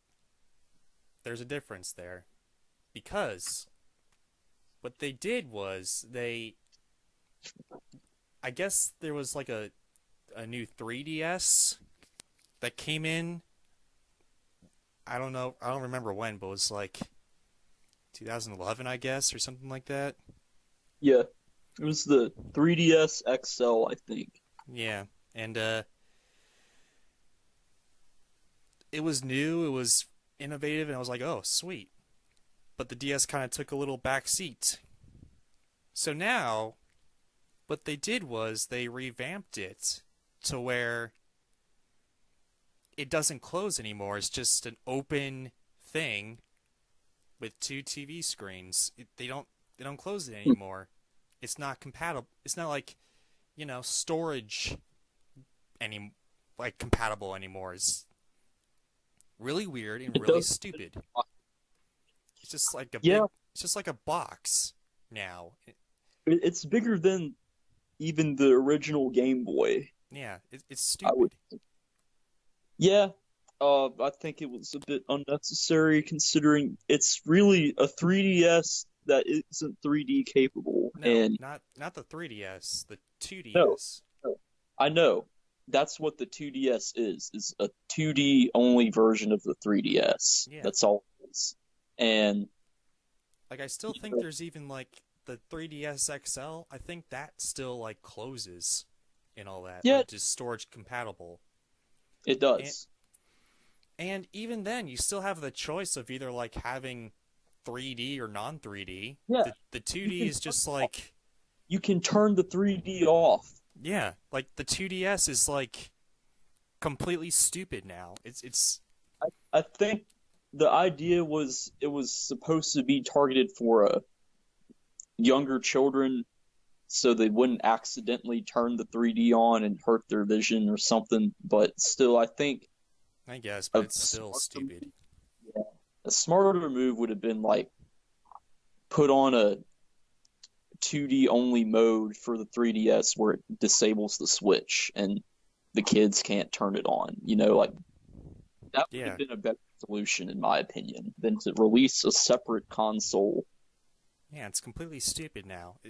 Yeah, kind of It strange. defeats the purpose. Like the 2D, like the regular DS is still better because you can still play your games. It Yeah, closes. It's got all the buttons and all that. But now the newer 2DS, it doesn't even close anymore. It's like a big box. You can't even. yeah, It's just lost its like appeal, I guess. yeah. It's kind of an oddball. I'll give it that. It's kind of I don't know. It's one of those weird things. It's kind of like the Game Boy Micro, if you remember that. Although that at least was really tiny and you could fit it in any pocket and it was easy to carry, but Yeah, it's it was almost like why did they need to release that though? Because the screen was smaller and it yeah, was kind of like you already have the Game Boy Advance SP and the DS can play Game Boy Advance games, so yeah. It's stupid and unnecessary, which is what uh, Nintendo things kind of are. Nintendo bad consoles kind of are. Like even the Virtual Boy or whatever. Although that's not necessarily like, you know, unnecessary, I guess. They should have done it. They made it unnecessary by not allowing there to be like other games on there, I guess. Even with the It, oh, even with the 2DS or whatever, at least you can still play older DS games on there, right? Or yeah, you can. It's at backwards. least at As far as least I know, it's at least you not. can do that, but it's still like really blocky and stupid and it's a terrible design. It is. It doesn't even. I've never held one, but it doesn't look comfortable to hold. Plus, you can still play it on the 3DS, I think. So it's not even necessary. Like it doesn't have that 3D parts to it, but you can still play it. It's just Yep, unnecessary. it is. It's just a cheapo version of the 3DS that doesn't have 3D, plays all the same games, and it just is cheap. Yeah. Hate to put it this way, but it's like the Brian Hendricks cost saving version. Because he spends no money. That's because he's a banker. But anywho, Fair enough. He's definitely not a spender. yeah, that's all I got on bad Nintendo consoles because I just hate the 2DS. I've always have, and I probably always will because it's stupid. Yeah, it's definitely not my favorite either. Alright, well, I guess that's it for the 2DS, which sucks. Yeah, I'm afraid it's a bit of a midge. It is. The baby Oh yeah. console. It's pretty much for the kids. Indeed. So Now it's time for theme park reviews brought to you by HelloFresh. HelloFresh. and Tunnel Bear, thanks to Linus from Linus's Tech Tips. Indeed. And Ted from Ted From 2. Seth MacFarlane Seth MacFarlane. and Peter Griffin. Yeah. The funniest thing that Seth MacFarlane has made, Ted. Yeah. I would Ted think, is pretty good. I think would think that was the best one. Anyway, that's not it. No, it is not. However, this is another Universal property. It's Race Through New York Right, with Jimmy right. Fallon, aka one of our requests from the Tube. Yes, we had a request here, and we will be fulfilling for most of this. We will be fulfilling Yes. for most of this as well. This sucks. Yeah, unfortunately, This- oh my this gosh. ride was, well, I will say this. it's cool, but The not really a ride. The beginning part of it, I thought was pretty good. Yeah, Like you enter through like NBC, supposed to, quote unquote NBC studios, and you go up these stairs and all that. You get to see like basically what you probably would see in New York if you went to NBC studios in New York City. Like there's all these posters there. right. There's all these stairs. It's like gold, like pathways and whatever. I don't know. It looks like NBC Studios from like 30 Rock. Huh. If you ever seen 30 Rock. And Right. also, there were these games you could play while you wait, which I gotta admit, Oh yeah, good you're right. job. Good job there, Jimmy. It's You like did- Flappy Bird or something. It Some had kinda- some kind of iPhone app type of thing. It was like a tabletop, like stupid Jimmy Fallon game, which is better than just sitting around, like standing in line and waiting. And Which another cool thing was, if you're lucky, hashtag the panda will come visit and you can take your picture with him. unfortunately, though, he was not there. No, but the first time I went on that ride, he was. Well, good. I wish I could have seen hashtag the panda. Yeah, that would have been pretty cool. Well, he's kind of stupid, but he's like one of the most hilarious things in Jimmy Fallon. I don't think Right. he's there anymore because Jimmy Fallon's gone off the deep end. But we won't get into that Bruh. now. But maybe later. I don't know. But Gotcha. like, I guess you have. It's like a set amount of people that goes into this ride every time, and you have to wait in line. And while you wait in line, waiting for your number to be called, like you're at a New York deli or whatever. You get like a color assigned, and when your color comes up and you hear the NBC chime song thing, and your color flashes on the lights, then that means you get to go in the 4D movie because it's a movie. Indeed. Also, like before even you start, you're in this room and then you're watching this. Oh, Well, yeah, everyone waits. The rap. That was pretty funny, though. Yeah, you get to see the rap and like you get to see part of the Tonight Show starring Jimmy Fallon, except you don't see the audience because you're the audience. Oh my gosh! That was my laugh track. And then, yeah, the stupid laugh track. Oh, and, yeah. And yeah, it's basically a very high CGI Tonight Show movie. Pretty much. That sums it up. You get get in your chair and you sit there, and just like in any 4D movie experience, whether it be Shrek, SpongeBob, or Jimmy Neutron, I think had one at one point. At Nickelodeon, but and that's closed now. Yes. And no matter what it is, you get in there, you sit in that chair, it's gonna rock you back and forth, and you won't go anywhere. But actually, I think for this one, the entire seating area moved or something. Like it was the entire seating area moved. It was like a big platform that moved or something. Yeah, they got that from Disney, which I think did a lot better. I would think. What ride did they do that on? Name one. There's like this one where you're like gliding through like California or something, in California Adventure. Soarin' in Epcot. That I might have done it. I've been on that, but I don't remember it. Well, that's one. There's like a lot more. But Disney doesn't have a lot of 4D rides from what I remember. Yeah, but there's one now in Animal Kingdom, I guess. The Bugs Life one? Well, that, and I guess Pandora. Pandora has one. I haven't been on that. I think that's a newer one. It is. It's the world of Pandora, and you'll be gliding through the world of Pandora, which is new and improved from Soarin', I guess. Now bluer than ever. Indeed. But this one, there's a lot of CGI. There's a lot of in-jokes from The Tonight Show, starring Jimmy Fallon. Yeah. And it's not that funny. Yeah, it was kind of mediocre. It's like, I don't know. He's trying too hard for this. Yeah, I kind of got that vibe. Yeah, I mean, all he is just like he's racing through this. It's not even. Then again, though, how are you supposed to make a ride from The Tonight Show? Yeah, I kind of wondered why they did that in the first place. Unless they actually...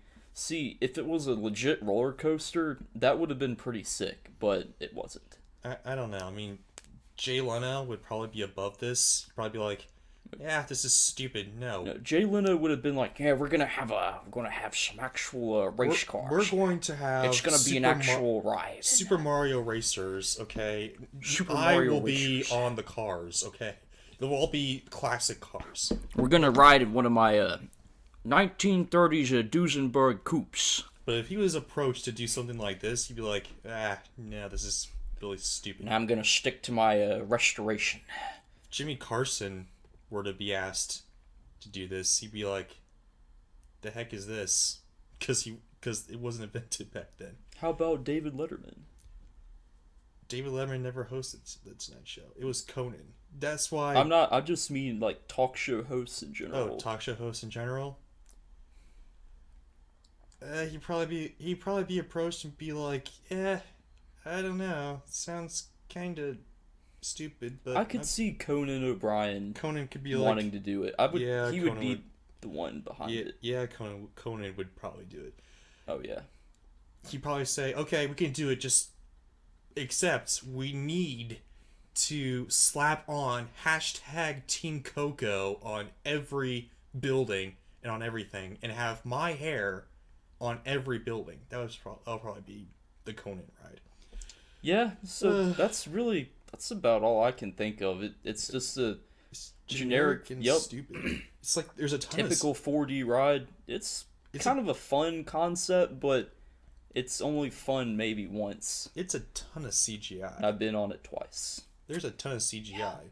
And there's some of the roots which I thought was kind of hilarious.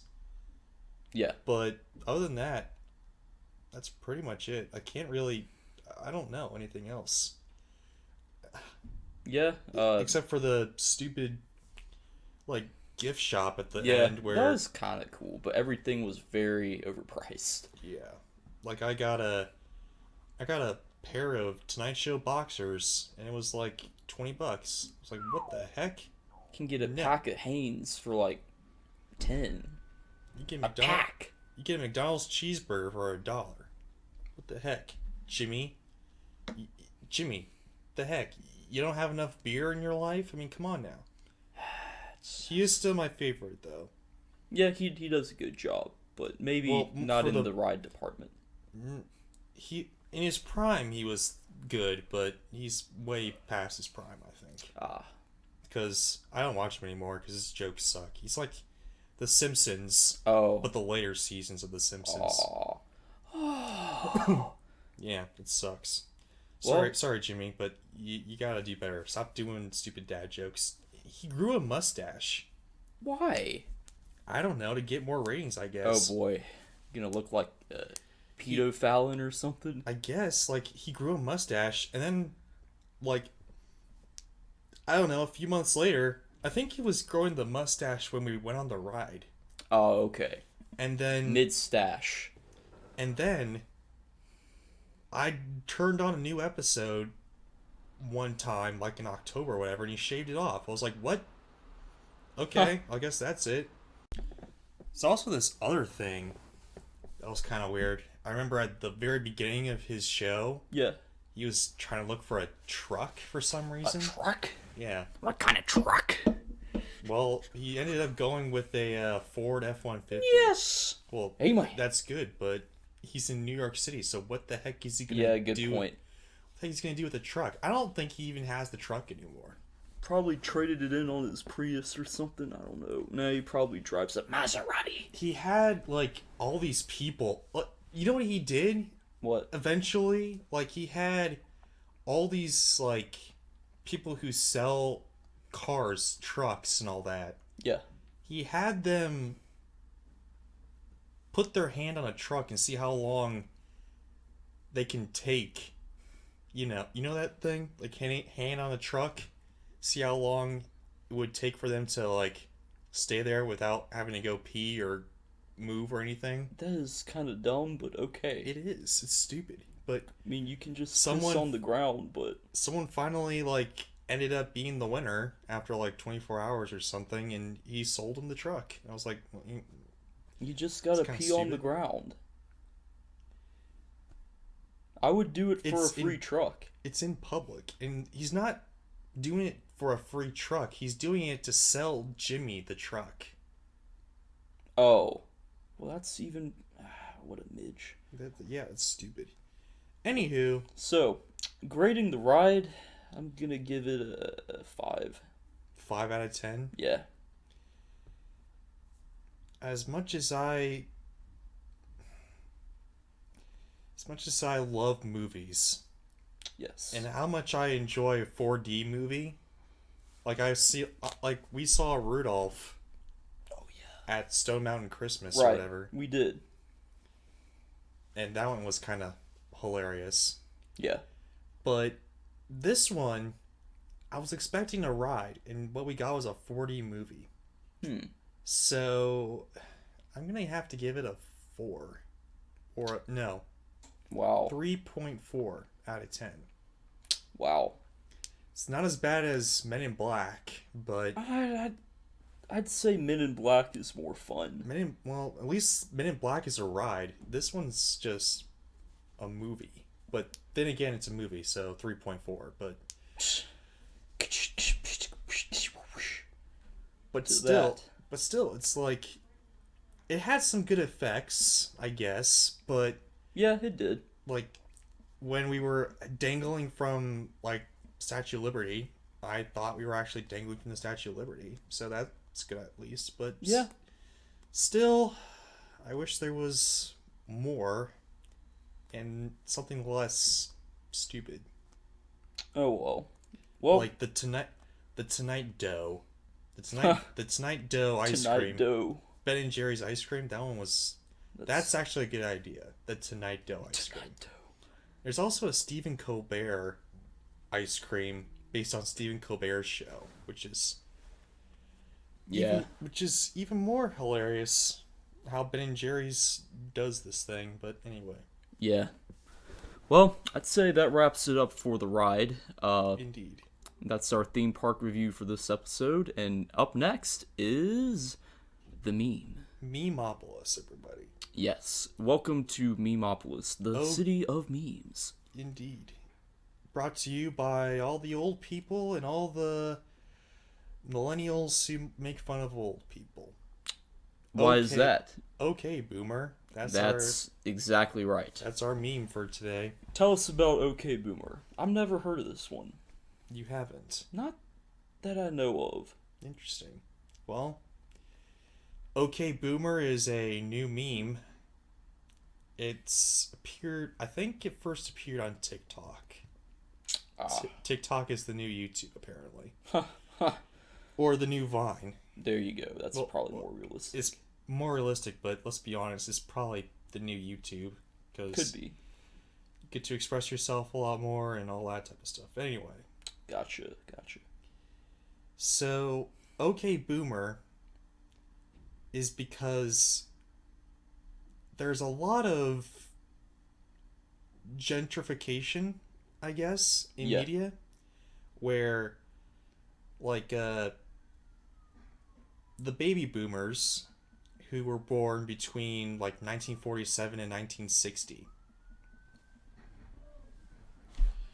If you can hear the people outside the hotel room, that would be even more hilarious. I was referring to the in the background. That's also true. Anywho, so what's hilarious?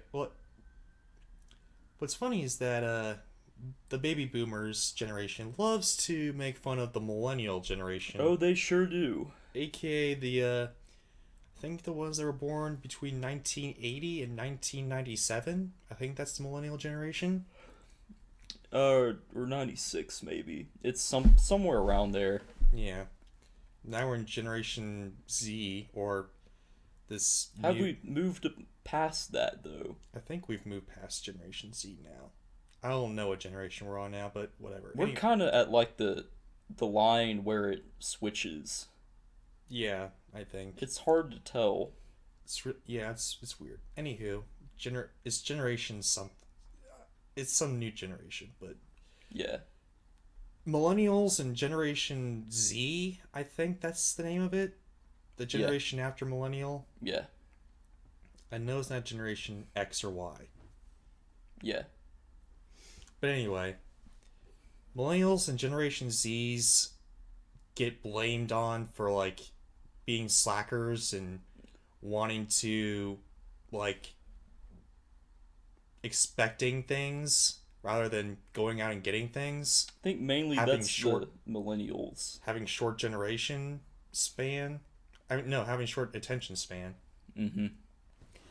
And just, not appreciating life and being glued to the phone and all that.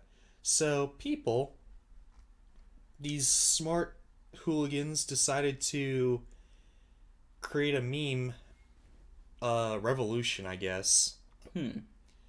It's not just one meme, it's like many, many memes. Series of memes where they tear down the boomer generation by saying, okay, boomer. By being how old, like, just degrading on how old they are and how not with it they are. How old they are. Quote unquote. They're not really that old. They're probably in their mid-30s to mid-40s. That and how they've ruined the world, I guess, like with their darn. Yeah, with their global warming and how terrible the government is now and whatever. Just it's like a bunch of crap the boomers are responsible for. Yeah. And how many, like, other things. Let me just pull up an example. Sure. Because there's a lot of okay. Oh. Also, yeah, there's like this one. I'm gonna save this one and put it in the podcast, but That's funny. it's like one with Mike Wazowski, and he's saying, "Okay, Boomer, I committed several war crimes in Ethiopia from 2005 to 2007." Except Mike has Sully's face, Yeah, which is awesome. That's pretty funny. yeah, and whenever people when I was in, and there's this other one that I'll probably put up that says, when I was in college, my summer job paid the tuition. Tuition was That's $400. so accurate. Yeah, That's unfortunately the case. it is. Why And college is why. why college is why indeed. So, Huh. but what made I guess what made it like headline news, I guess, what brought it into the popular stream Yeah. is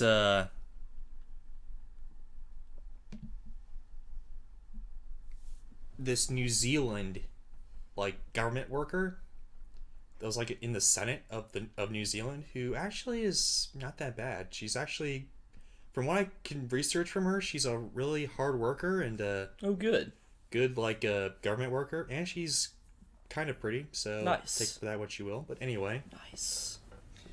she was interrupted in one of her like speeches, and then she just said, "Okay, Booma," and then she just continued to talk. Okay, Boomer. Yeah, What she do just, you know? and got it. surprising enough, like the meme was still like was, you know how fast memes go out of style, I guess. Oh, but yeah. right now the meme was kind of like still on the verge of going out of style, but was still kind of in style. Yeah. That kind of pushed it to the mainstream, I guess, and I don't know, I guess the newer Simpsons is probably going to use it, and then it's going to go out of style, but it got popular in 2019, and is still going kind of today. Huh. It's not as popular, I guess, really now, but Interesting. I don't know. Let's just look up some more, I guess. And, because I don't think that was the right example there. Right. Oh, wait, here she is. Oh, you found her. I did. Okay, oh wait, there she is. A moment in which we live in infamy. That's kind of funny. Huh. Alrighty, and yeah, it's just this. Basically, it's just this Huh. this thing of it's like this string of memes where people just make fun of old people. Huh. Well, thank you for enlightening me on that meme. Indeed. It's you know, it's whatever, I guess. It's not my favorite meme, but it's kind of hilarious. Yeah, it's funny. And there's a lot of social commentary too. Yes, definitely.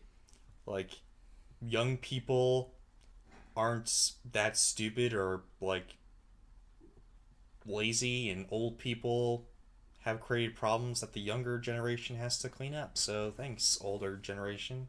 For real. And thanks, younger people. So everyone's got their own problems. We all gotta live with it. You got it. The end. God bless America. Well, shall we grade this one? Do we grade memes? I forget.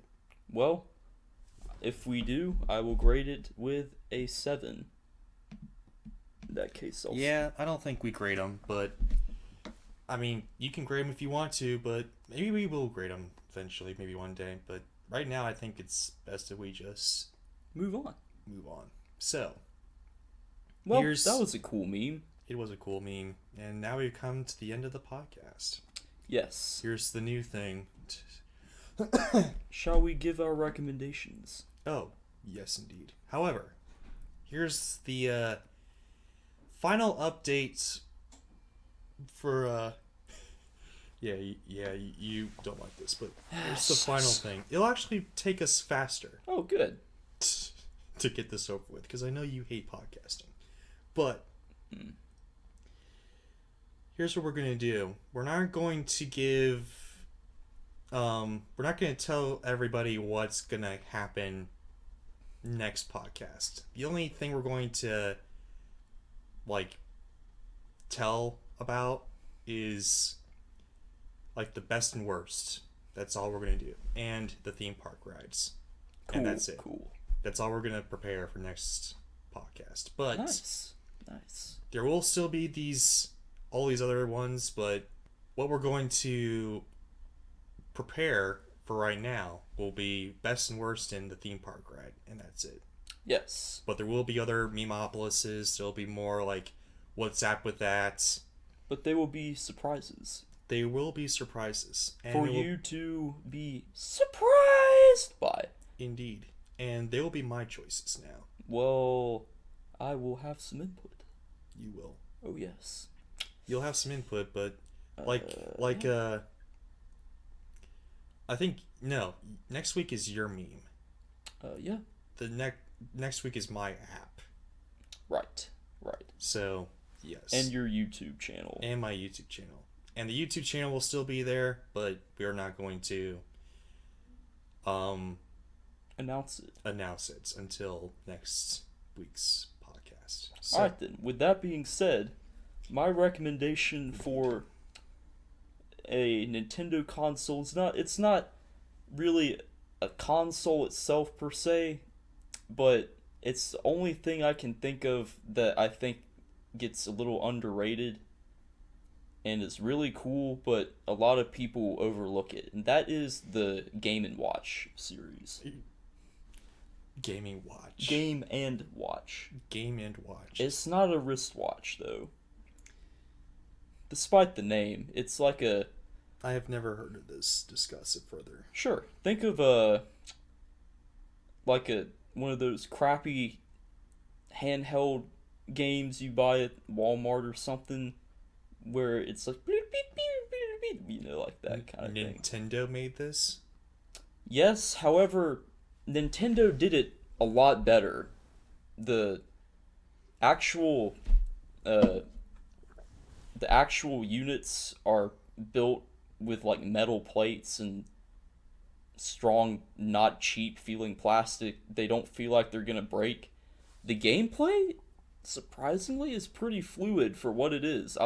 I've got a Donkey Kong one, and it's pretty fun for what it is. I'm impressed. I might look into buying another, but I don't know.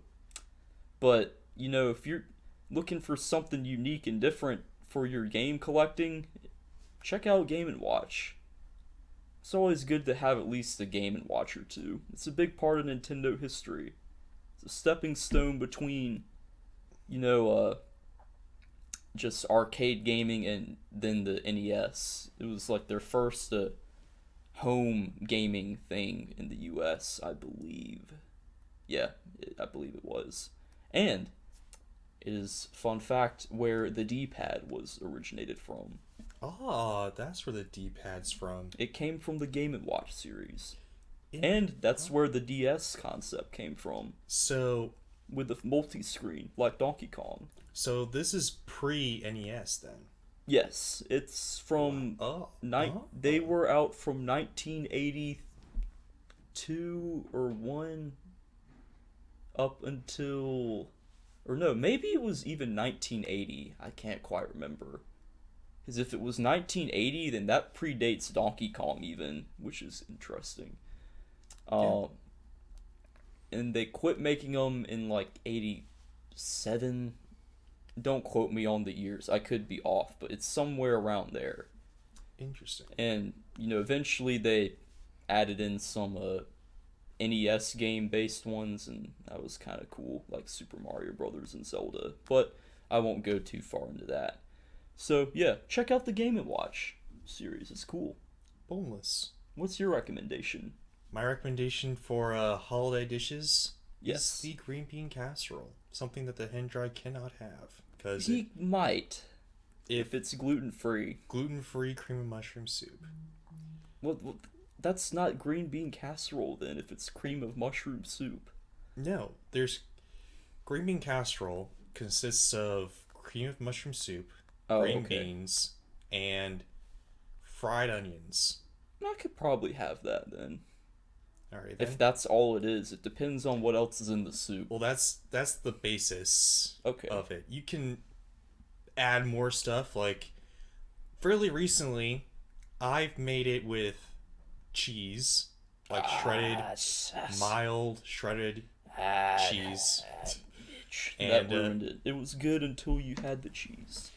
Well, it's cream of mushroom soup. What do you think cream's made of then? Oh, you're saying the cream part comes from the dairy? Cream is dairy, son. Oh, okay. I thought you meant I've had like cream of mushroom soup. Cream of potato soup or something where it's like, well, that's dairy then. That's not dairy. It was like the potato somehow kind of turns into a broth of sorts. It's weird. Well, I thought that's what you were referring to. But if it's dairy-free cream of mushroom soup, then you can have it. I don't know if it's... So if we substitute with silk soy milk or coconut milk or whatever, then yeah, all right. I'll mention that to Deborah. Indeed. But also, I like green beans. They're good. It's my favorite green vegetable. But also, I also made this year from another guy's recipe. Really? Like, on top of the mild... Like, I made one for Thanksgiving where it's mild shredded cheese and some bacon mixed in there as well. And, like, some cream of chicken soup as well. Give it some nice chicken texture, if you will. Gotcha. Cool. Add some more flavors. Awesome. But I found another recipe that I mixed in with on Christmas with this other guy who made his own cream of mushroom soup from scratch. Wow. Not from a can. I was like, what the heck? How is that even possible? So he made his own roux. Wow. You know what a roux is? No. Roux is basically, and this is where the one could be like, son, fine, son. It's where he took like flour and milk and made it like a really thick, like, he made it like with scrambled eggs, where he made like really thick, like a roux, I guess. It's like a very thick, like, I don't know, instead of chicken broth, it's like the frothy, like a frothy milk almost, I guess. I'll probably stick to chicken broth though, if you want to, because I don't want to die. I mean, you can have your like a allergen-free flour and soy milk, and you can make it that way. All right, yeah, so, I could do that. Could use rice flour and soy milk, or coconut milk, or rice milk. Yeah, so there you go. And okay, make your own roux. It takes a long time to make it like consistent and perfect. Really? Like no lumps. Gotta have it no lumps. Gotta make it really thin. Pour on those green beans. Chop up whole mushrooms. And slap that on there. Salt and pepper, and that's his green bean casserole. All right, thank you for that suggestion. Then. And then I mixed that with all my stuff that I did. Yeah, you're just winding this in, but I just added that in with all the stuff I put in, like from Thanksgiving, and made it actually like 10 times better. So cool. That is my recommendation for a holiday dish. Homemade green bean casserole. I'm gonna try casserole. Maybe next year I'll try like fry my own onions. Okay. See if that will work.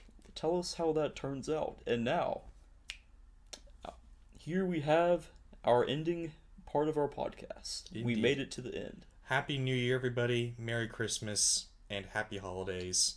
It is Christmas season, so Merry Christmas. Stay tuned on Hanukkah and Ramadan and all that crap. And on our next episode, I will be discussing the best and worst Led Zeppelin albums. Oh gosh. How about you? Why Led Zeppelin, son?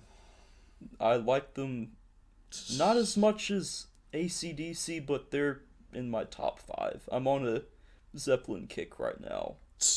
And my guitar playing and music listening, so. Interesting. How about you? Alright. So, mine will be best and worst cereals. Ah, okay. Now, this is going to be strictly ones with mascots. Because all cereals that don't have mascots pretty much suck. You need a good mascot in your cereal, man. Indeed. We will be talking about the mascot as well as the cereal. So that will be taken into account. Okay. So it'll be your best and worst cereal and cereal mascot. Okay. They don't necessarily have to be the same, but more than likely you'll be preferred. Okay.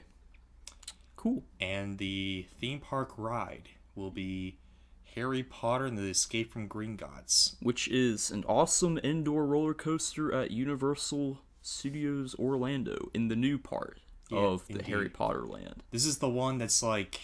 It's in a in Diagon Alley, yeah, I think's what that is. The Diagon Alley, the one in London. Mm-hmm.